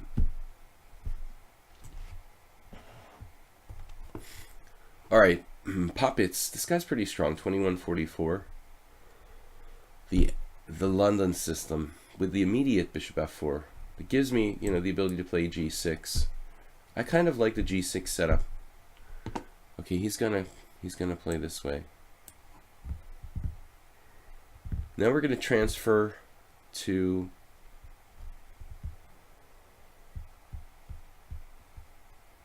anti-Grunfeld. It's kind of like an anti-Grunfeld line, but h3 looks slow. And now if c5, you don't have knight b5 because of queen a5 check. So I really should play this, I think. The problem is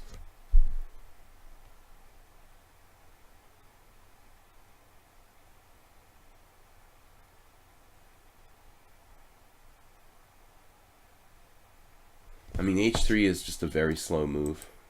I mean, it should justify c5. The problem is he's threatening knight to b5.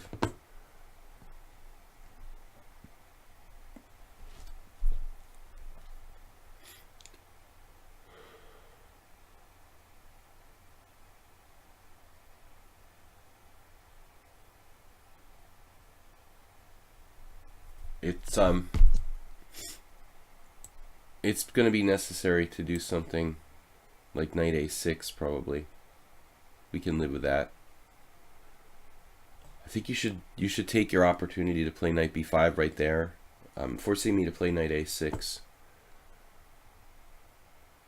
Because now it might be a different kettle of fish.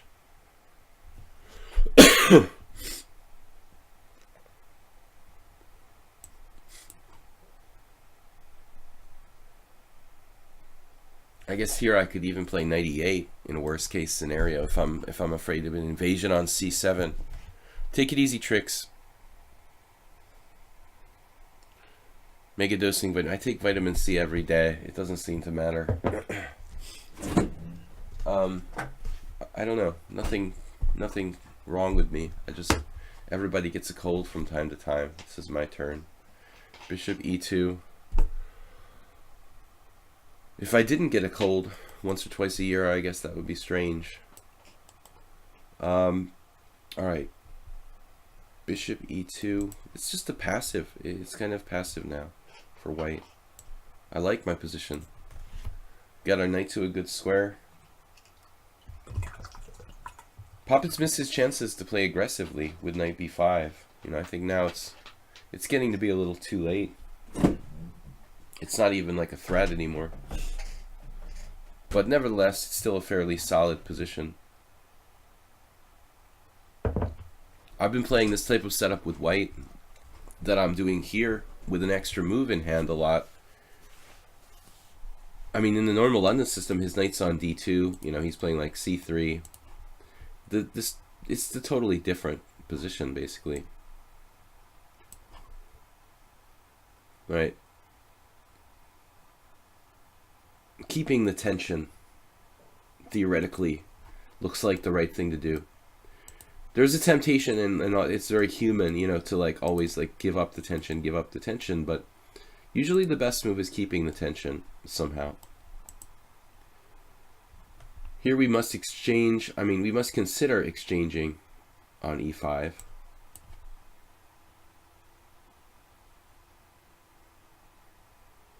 This looks pretty standard, actually.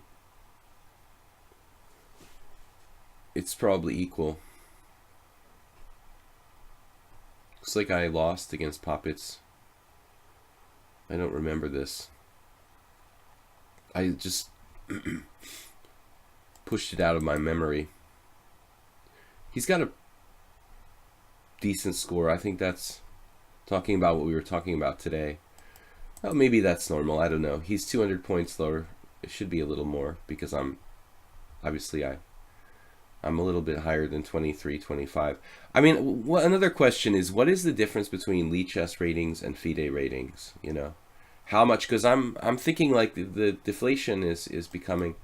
I mean, the level of inflation of the lichess ratings is less than it was before. You know, I thought like last year and in the beginning when I started playing here, there was like more inflation in the ratings than there is now. It seems like the inflation has decreased. People are pretty strong. I'm playing people who are like 1800 and they can play like masters. And I don't mean the people who are cheating with computers. I mean, sometimes 1700s, 1800s can play really, really well.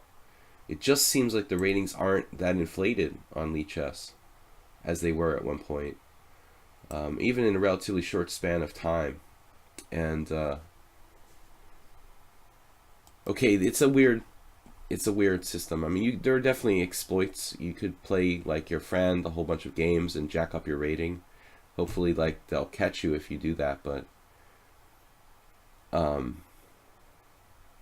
we can't really compare online ratings to live ratings, but we can kind of generally compare it, you know.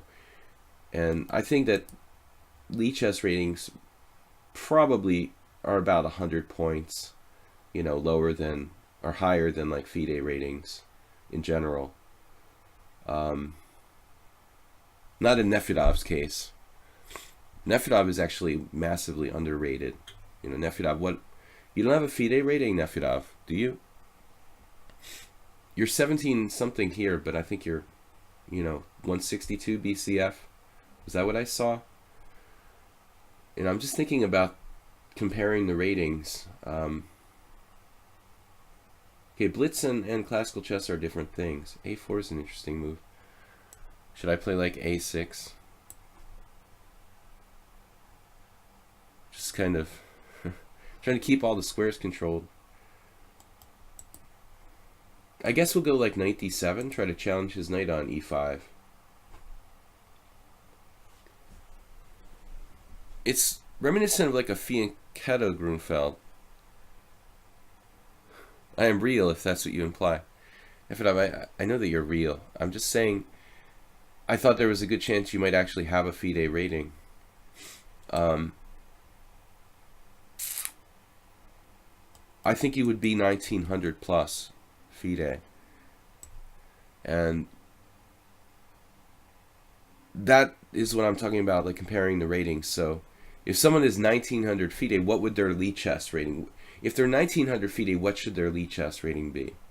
I mean, I definitely see people on here who are like, on their profile it says like they're 1850 FIDE, and then their blitz rating is like 2250. I mean, I see that all the time. So I guess that's the exception rather than the rule, but you know, there are tons of mostly younger players who maybe they're underrated, you know, FIDE. They're like 18, so 1900, and they're 2200 in blitz on lichess. But I think that Nefedov is definitely 1900 FIDE at least.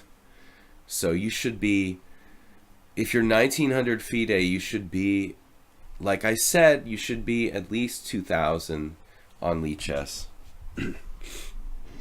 But I guess the time control is relevant. But you know, even if you're not that fast in rapid chess or classical, you should definitely be over 2000 or around 2000. But I think then there's the question of how much people really care about their online rating. I mean, okay, this looks like a pawn sacrifice.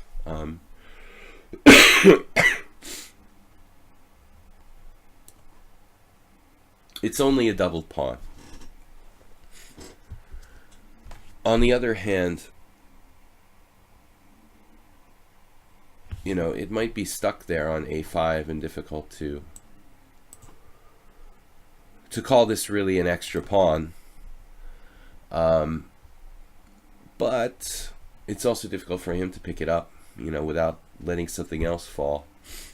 So I think we'll take our chances with this. I sometimes play like 1600. Yeah, and sometimes you play like 2400. That's fair. So that's therefore you should be like 2000. No,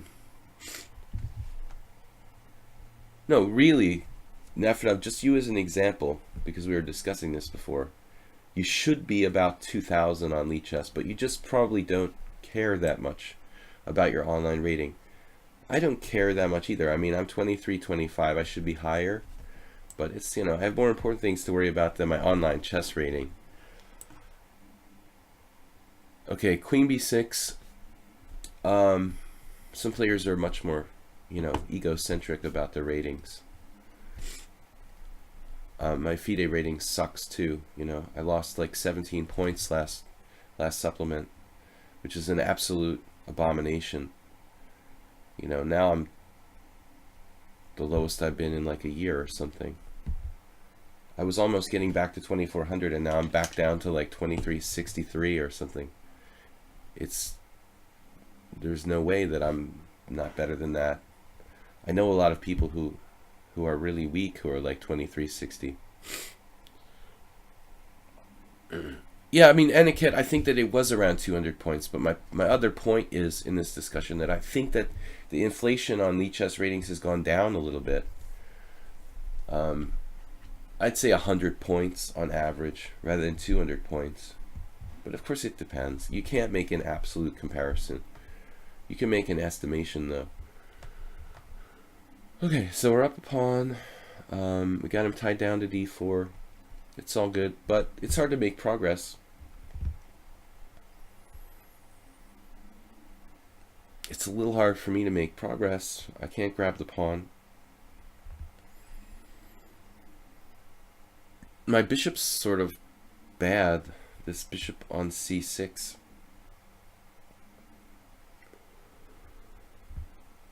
Right, what do we do now?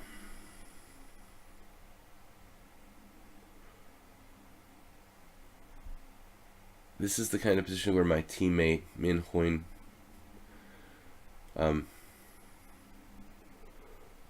Win would be very good. Like a Vietnamese grandmaster, he's excellent technically. He would love this kind of position. Probably win an opposite color bishop endgame or something. Alright. There's a weird line like bishop takes d4 and then e5 at the end. I really don't know what to do.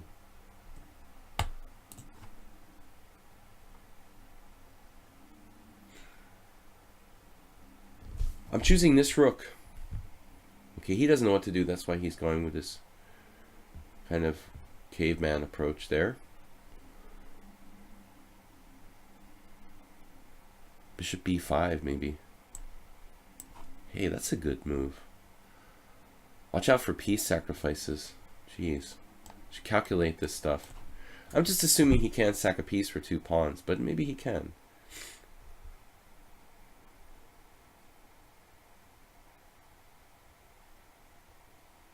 "59 seconds. Try to keep him busy, basically.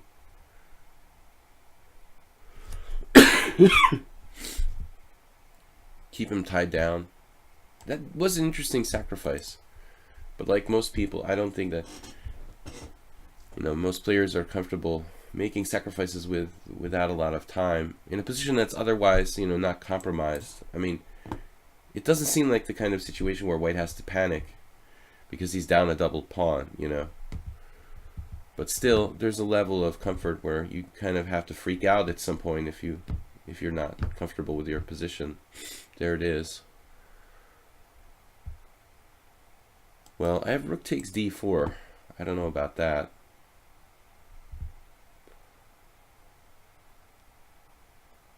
He's getting 2 rooks for the queen there. So I think I need to take this guy.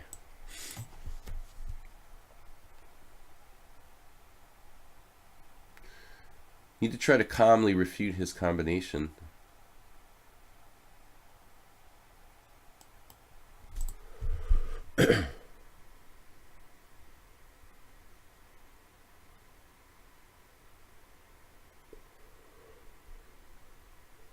Finding a good square. I guess I can take on d4, but there are discoveries.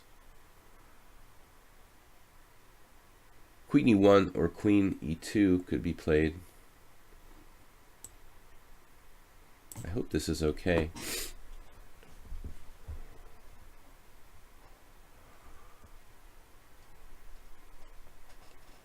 This way if he moves his knight, yeah, queen e1.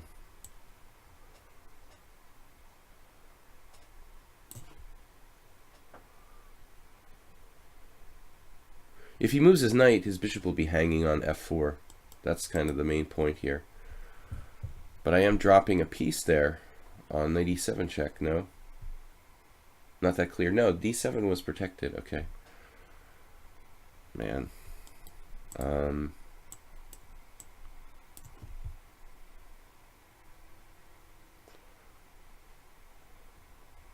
Wow.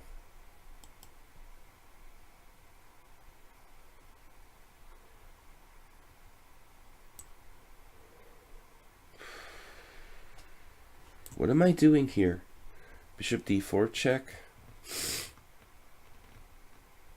What is going on?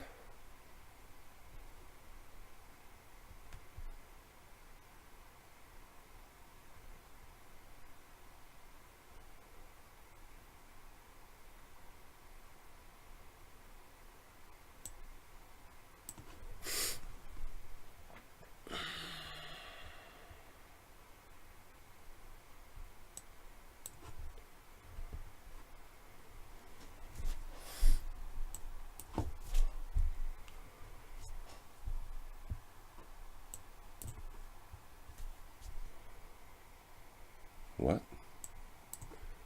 What is happening? It doesn't work.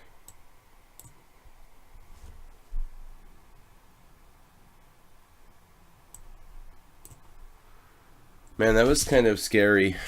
I'm sure that we missed a lot tactically, both of us. No, this is a game, you know, it's worth taking a look at. I think that I messed up the opening, and you... Yeah. Where is the opening explorer? Okay, h3 is extremely slow, but I don't think it's a bad move. Just like a neutral move. But maybe c5 is too aggressive, I don't know. Okay, e3. No one's played this with h3 before. You know, I think it's perfectly logical. But I wasn't sure what's going on knight b5. I have to play knight a6. I guess it's not a problem. Okay. Here, we transpose back to some players playing a later h3. And now it's theory. Bishop e2, knight c6, castles. So it turns out that most players have played knight e4. There's a Gayam game. He's a player I really like. Gayam Agami from Iran. You know, he's only like 25-70. He's a really good player. Strongly recommend if you get the chance to check out some of his games. Knight e4. That's a good move too. But b6 to me seems logical. They're both good moves. So there's a couple games here. Nobody famous. A Marco Trottard game from 1992. Bishop f3. Yeah, it was a good struggle. I mean, this is pretty ambitious by Poppets to sack a pawn with a5. You know, he doesn't have to do that. So maybe, you know, maybe a little bit over the top. Looks like here at one point you're never winning though. I almost lost on time. I couldn't find the best move after f3. I managed to find a decent move though. Queen e6. I was just about to lose on time. This was the move that I couldn't find. You know, queen f6. Here you have bishop g5 though, which creates the most chaos.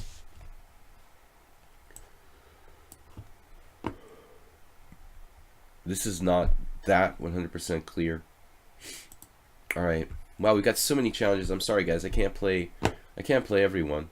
Havgar is a subscriber though, so I'm gonna take his challenge first. He tried to play me yesterday, and unfortunately he got disconnected. So usually I'm white against Havgar, but today I get to play. I'm black. Today I get to play white. I just don't feel up to playing e4. I haven't been playing e4 too much, and a little under the weather, as you know. But I'm going to play it anyway. It's the Carol Khan. So, objectively, I don't think that the Panov attack is the best way to play against the Carol Khan. But it's just the line that I know, one of the lines that I know the best. So I play it because I know it, and because I like the fact that it leads to open positions. This is a really unusual line. Knight e4. I doubt that it's like great for black, but a good surprise weapon.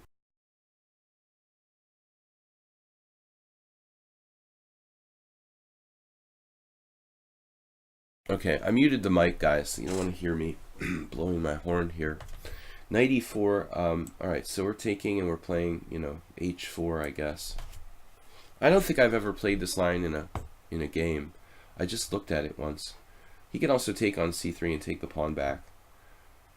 I don't know, it's possible we had played this before, I don't remember. But knight takes g5, I trapped the piece with h4 with some advantage.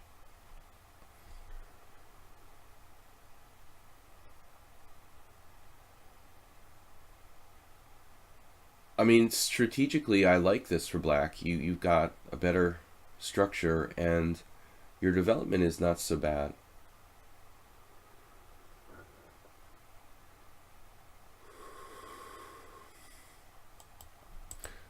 Knight f3, bishop g4. Maybe black just equalizes completely here. Fatso's going for a run. Your dog's name is Ferenc. They call Ferenc Berkesh Fatso. I made a reference to that yesterday. But it's not regarding his weight. It's just a nickname for Ferenc. Okay. Yeah, I can't find a good move. I don't want to lose a tempo here for absolutely nothing. It's kind of a tough one. Can I sack a pawn with something crazy like knight f3, bishop g4? Man. Queen d2, e5 looks good for black. It looks like this just equalizes straight up. I mean, what else am I supposed to do in that position if I don't do it? Then I have to take on e4. We'll have to look into taking on e4, because I'm not convinced by this. This looks kind of creepy. I might have to actually retreat my bishop here. I'm afraid. This is so passive to play bishop e3, but I don't like the other lines very much. It looks like black just cleanly equalizes. We'll check after the game, but I have a bad feeling about this. We've got no advantage.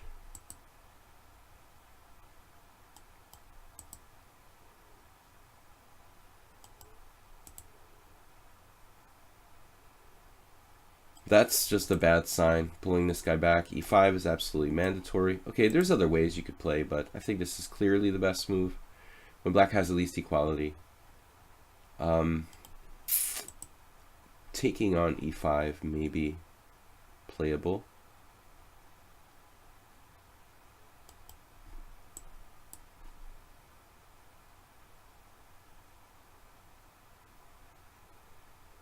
I'm just hoping I'm at least equal here. I've never played this line before, but it doesn't look good. I didn't like my game after queen d5. I probably played queen d2 in another game, but I just... after e5... still don't like my position. Just statically doesn't look good for white. Maybe better. We'll see after the game. So later Nefedov. Anyway guys, simul on Sunday, 6:30 p.m. I'm going to be doing a 25 board simul at 6:30 p.m. CET. It's a long game, 40-40 time control, and it can last up to 3 hours, guys. So if you want to play, be prepared to play a long game. You know, don't play if you can only stay for an hour, because the games can last much longer. All right, so queen a5. Nice move, very combative. Rook c1 runs into bishop a3. That's not good. So I have to find a sensible way of defending my pawn. There's also bishop f5 anyways in a lot of spots. Looks like queen b3. Queen b3 be the lesser of the evils here, I hope. The lesser of the evils. I've got an awful structure with an isolated pawn on c3, and I don't even have a lead in development to compensate for it. You know, so this opening is a fail for white. The only thing we can do is try to keep it together and complicate later on. But I mean, this is not what I wanted.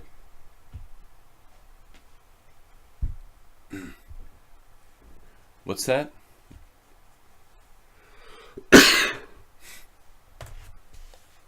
If your opponent have only a bishop and a king and you have one pawn and your time goes to 0, you lose the game and lose rating points. A bishop and a king, yeah, you have only one pawn. Well, I mean, that's the way it is in over the board blitz too, I think. You know, there's a lot of weird, debatable rules in and on over the board chess too. I mean, chess is not a perfect sport.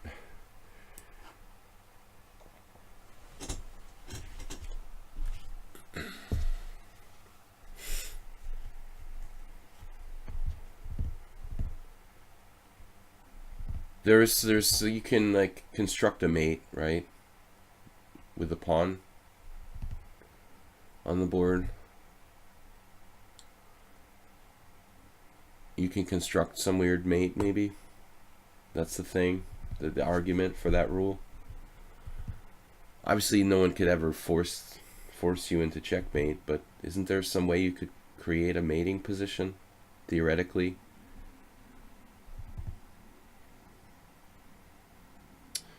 Okay, what about like bishop c4 here?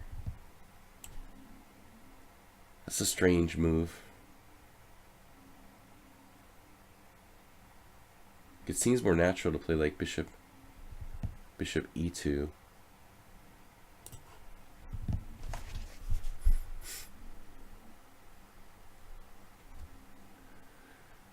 Black's solidly better. I mean, I really like the way he plays this. He's playing for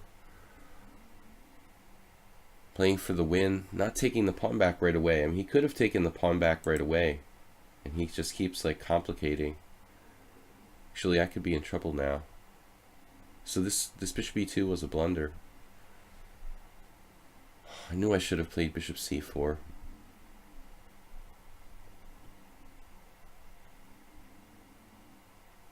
I could still play bishop c4, but my position is pretty dubious. I'm probably going to lose at least a pawn. Excellent play by black. Let's see if I can draw.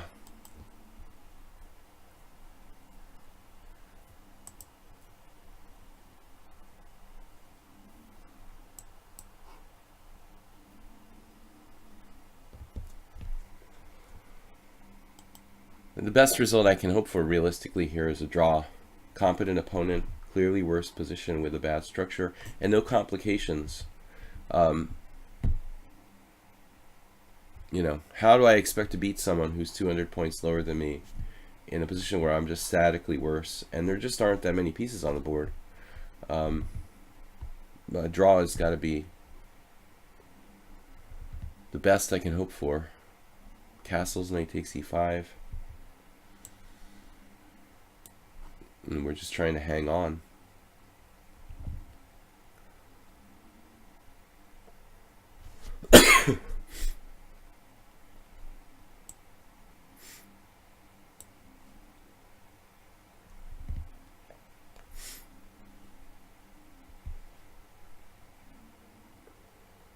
Black's played very impressively. I'm on his b7 pawn. He has a perfect structure.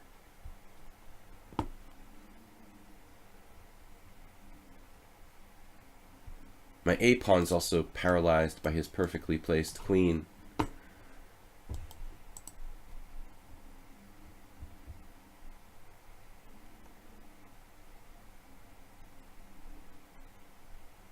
So there's really two weaknesses, not just one. If there were just one weakness, I wouldn't be so worried about this. But with two weaknesses, it's kind of nasty. Going to be hard to avoid losing a pawn here. And I would definitely recommend playing aggressively rather than passively. When you find yourself in this kind of situation, give up a pawn rather than passively defend. In the endgame, especially. Now, fortunately, I have bishop d4.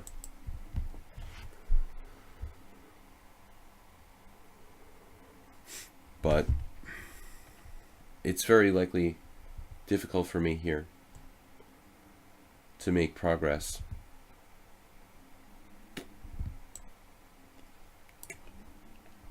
To even draw this is an achievement for white.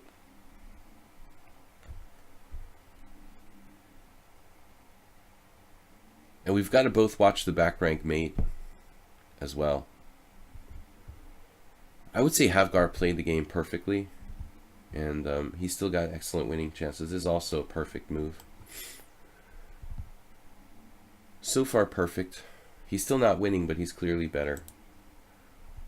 I made one mistake in the opening, it looks like. Probably some small inaccuracies after that.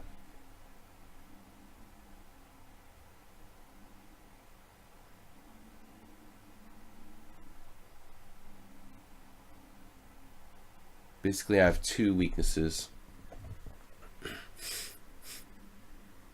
But we do have a passed pawn. We can put our faith in that.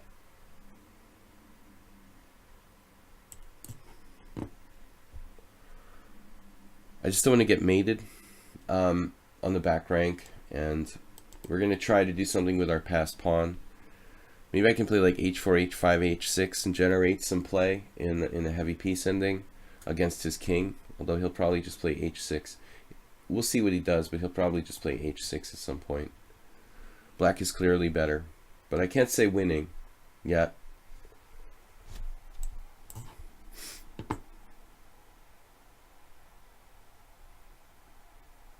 But I don't want to defend passively, no matter what I do. You know, I'd rather sacrifice this a2 pawn than play passively. This rook would like to activate, you know, open file or something.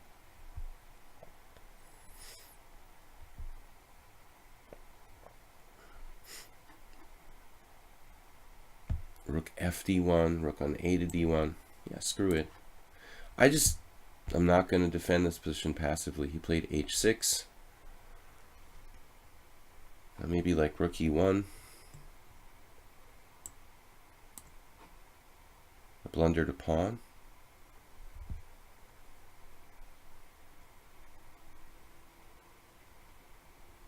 Rook takes d4, rook takes d4, queen takes e1, check, king g2.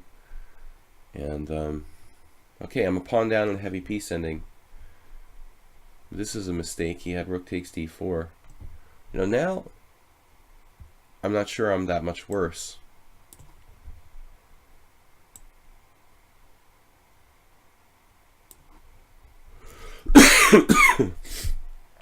No, obviously he has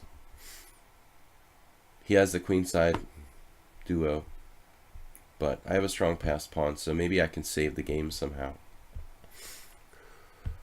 I guess objectively he was smart not to win a pawn when he could win a pawn there. I should play queen b3 now, you know, just saving my pawn. d5 was a blunder. Should definitely change the focus there. Rook e1 check, though. He's still clearly better in that position. Now rook d8. Havgar played too passively here. You know, he missed two chances to win a pawn, and now it's probably like equal. Passed pawns must be pushed.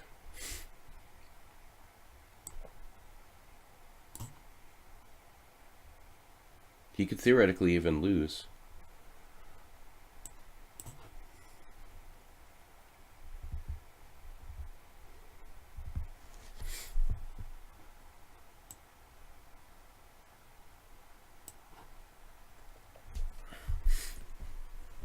My queen is very strong in the center. He found this defense.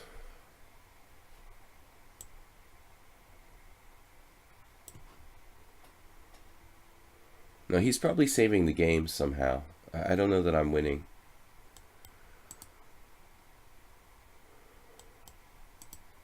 Really close to winning, but kind of have a feeling it's not quite winning. Now he just blundered everything. It's a tragedy. I think he just got nervous and time pressure. You were winning. I mean, this game was just awesome for white and for black. I think this is just bad for me. Wow. Yeah, so I should play knight takes e4. Okay, good to know. Yeah, this is not good. Nothing for white, it looks like. Knight takes c3, Kovalenko. I mean, my problem with this was I didn't like this. But I didn't see I could play queen b3.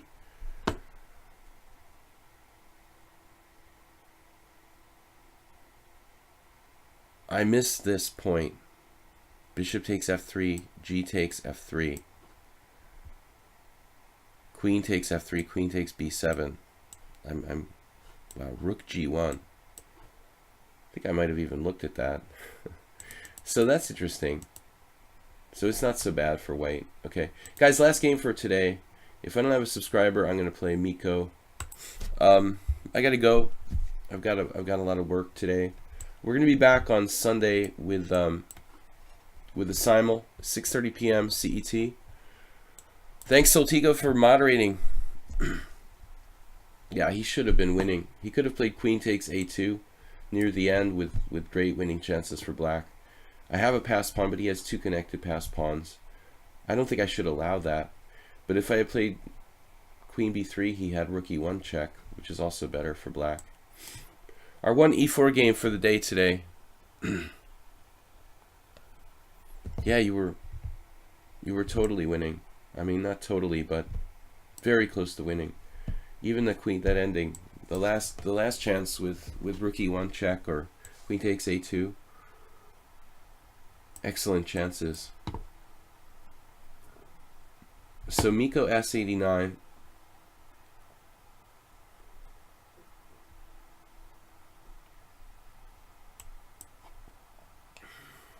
Standard Lopez. Mostly people are afraid of the Berlin defense and the Marshall Gambit. But if black promises not to play that, I really like.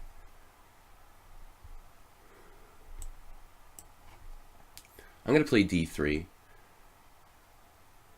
just to leave main line. Sometimes I play d4 and sometimes I play d3 depending on what my mood is.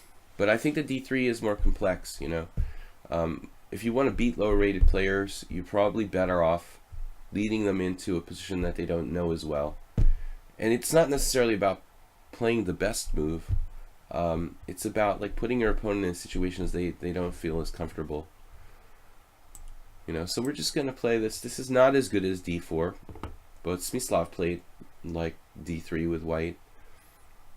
It's very much like a Italian game. And later on, we're just delaying the action until later on, basically. Interesting. Bishop f8 quite early.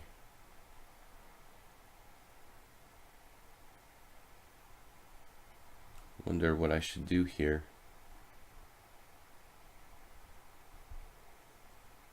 a3 to play b4 I was thinking about.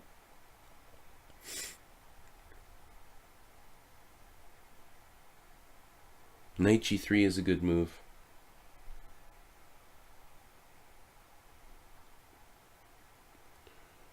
Bishop g5 doesn't really do anything. On the other hand, it would displace his knight. Or just force him to go back with bishop e7. I really don't know what to do here. Maybe we'll just play like knight h2. Let's play knight g3. I mean, sometimes you put the knight on e3 to control the d5 square. But it gets in the way of the other pieces. It gets in the way of the bishop. It gets in the way of the rook. It's not that easy. This is very much a routine move, knight g3. I'm thinking about playing in Italian game style, like knight h2, queen f3, knight g4. Of course, it happens in the Lopez too. The Morphy defense, the Lopez, yeah. Actually, Chigorin. Okay, Morphy is a6, right? 3a6. But 9 knight a5. 9 knight a5 is attributed to Chigorin. Maybe it's older than Chigorin, I don't know.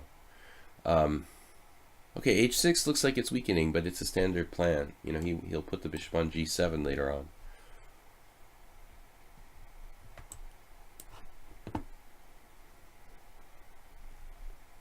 If black lets me, you know, I can build up strong threats on the king side without any risk.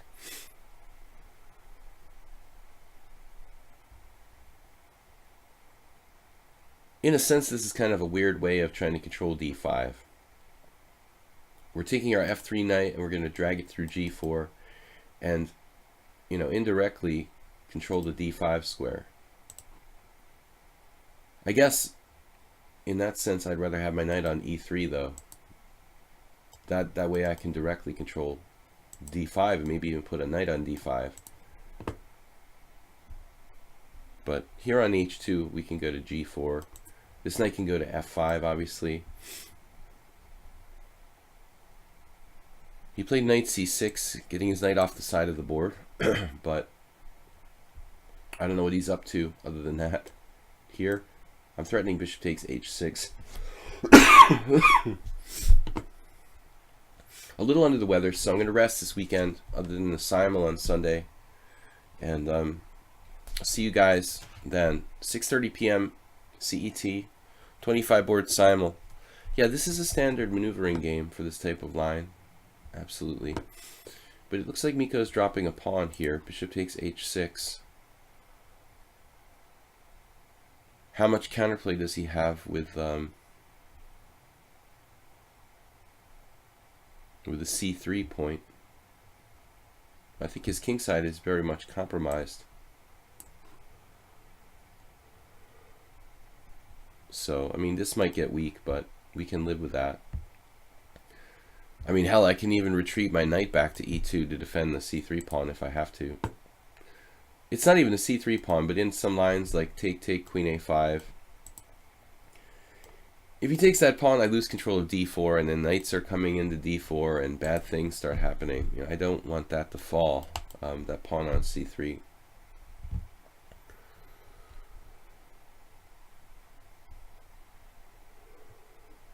If you don't want to go in for tactics, you could consider just like bishop b3. But I guess there he can go back, knight a5.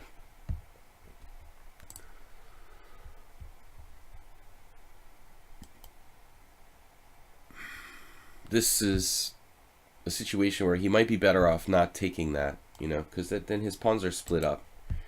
Once it happened to me in a Caro-Kann, I dropped my h6 pawn to a bishop h6 sacrifice, and I decided just not to take back, you know. That might be the better defense, not to even weaken yourself.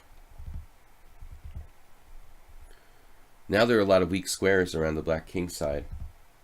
If he just leaves the bishop there, I also have to spend a move moving it again. But this looks really, really good for white now. This piece, this piece, this piece, maybe this piece, all going to bear down on the black king. And I even have rook e3, rook f3. I could literally get almost every piece in the attack. He's trying to trade queens. What was my last move? Queen h4. Well, I didn't have a lot of choices. I could have gone back to f3. He's just a clear pawn down. I mean, I think we should be practical. You know, I don't have to checkmate my opponent. You know, we just want to win the game.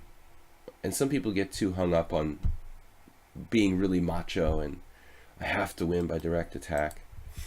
But I think it's important to have confidence in your endgame too. So playing more endgames is probably a good idea.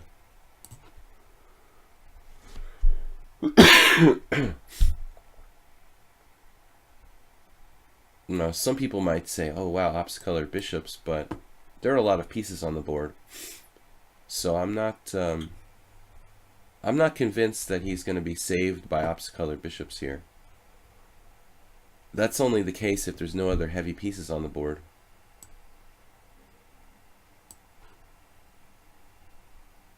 I've got this very strong white squared bishop, whereas his dark squared bishop is just toast, you know. So don't be paranoid that opposite-colored bishop positions are always drawn. And here I can actually bring my... I can open the C file maybe, but there's no rush. I don't know about my last move. I have bishop e8 here. Oh, sorry, bishop a4. Knight takes f5, bishop takes e8. Little Freudian mistake there. Win the exchange. It's always good to be alert tactically. He could get a pawn for the exchange, but it's not going to save him here. He's basically down a clean exchange. Somewhat closed position, but again, his bishop is pretty bad. I don't think that he realistically has drawing chances. That you should... Well, actually, yeah. I mean, if knight g3, I have bishop takes f7, so it's lost. This is definitely lost for black. Okay, guys, last game for today. Aniket, to be fair, you know, h6, g6 is a standard plan when you play bishop f8. You know, you're trying to play a fianchetto type of setup.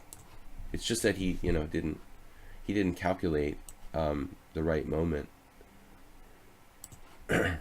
That's normal, you know, to go with that plan.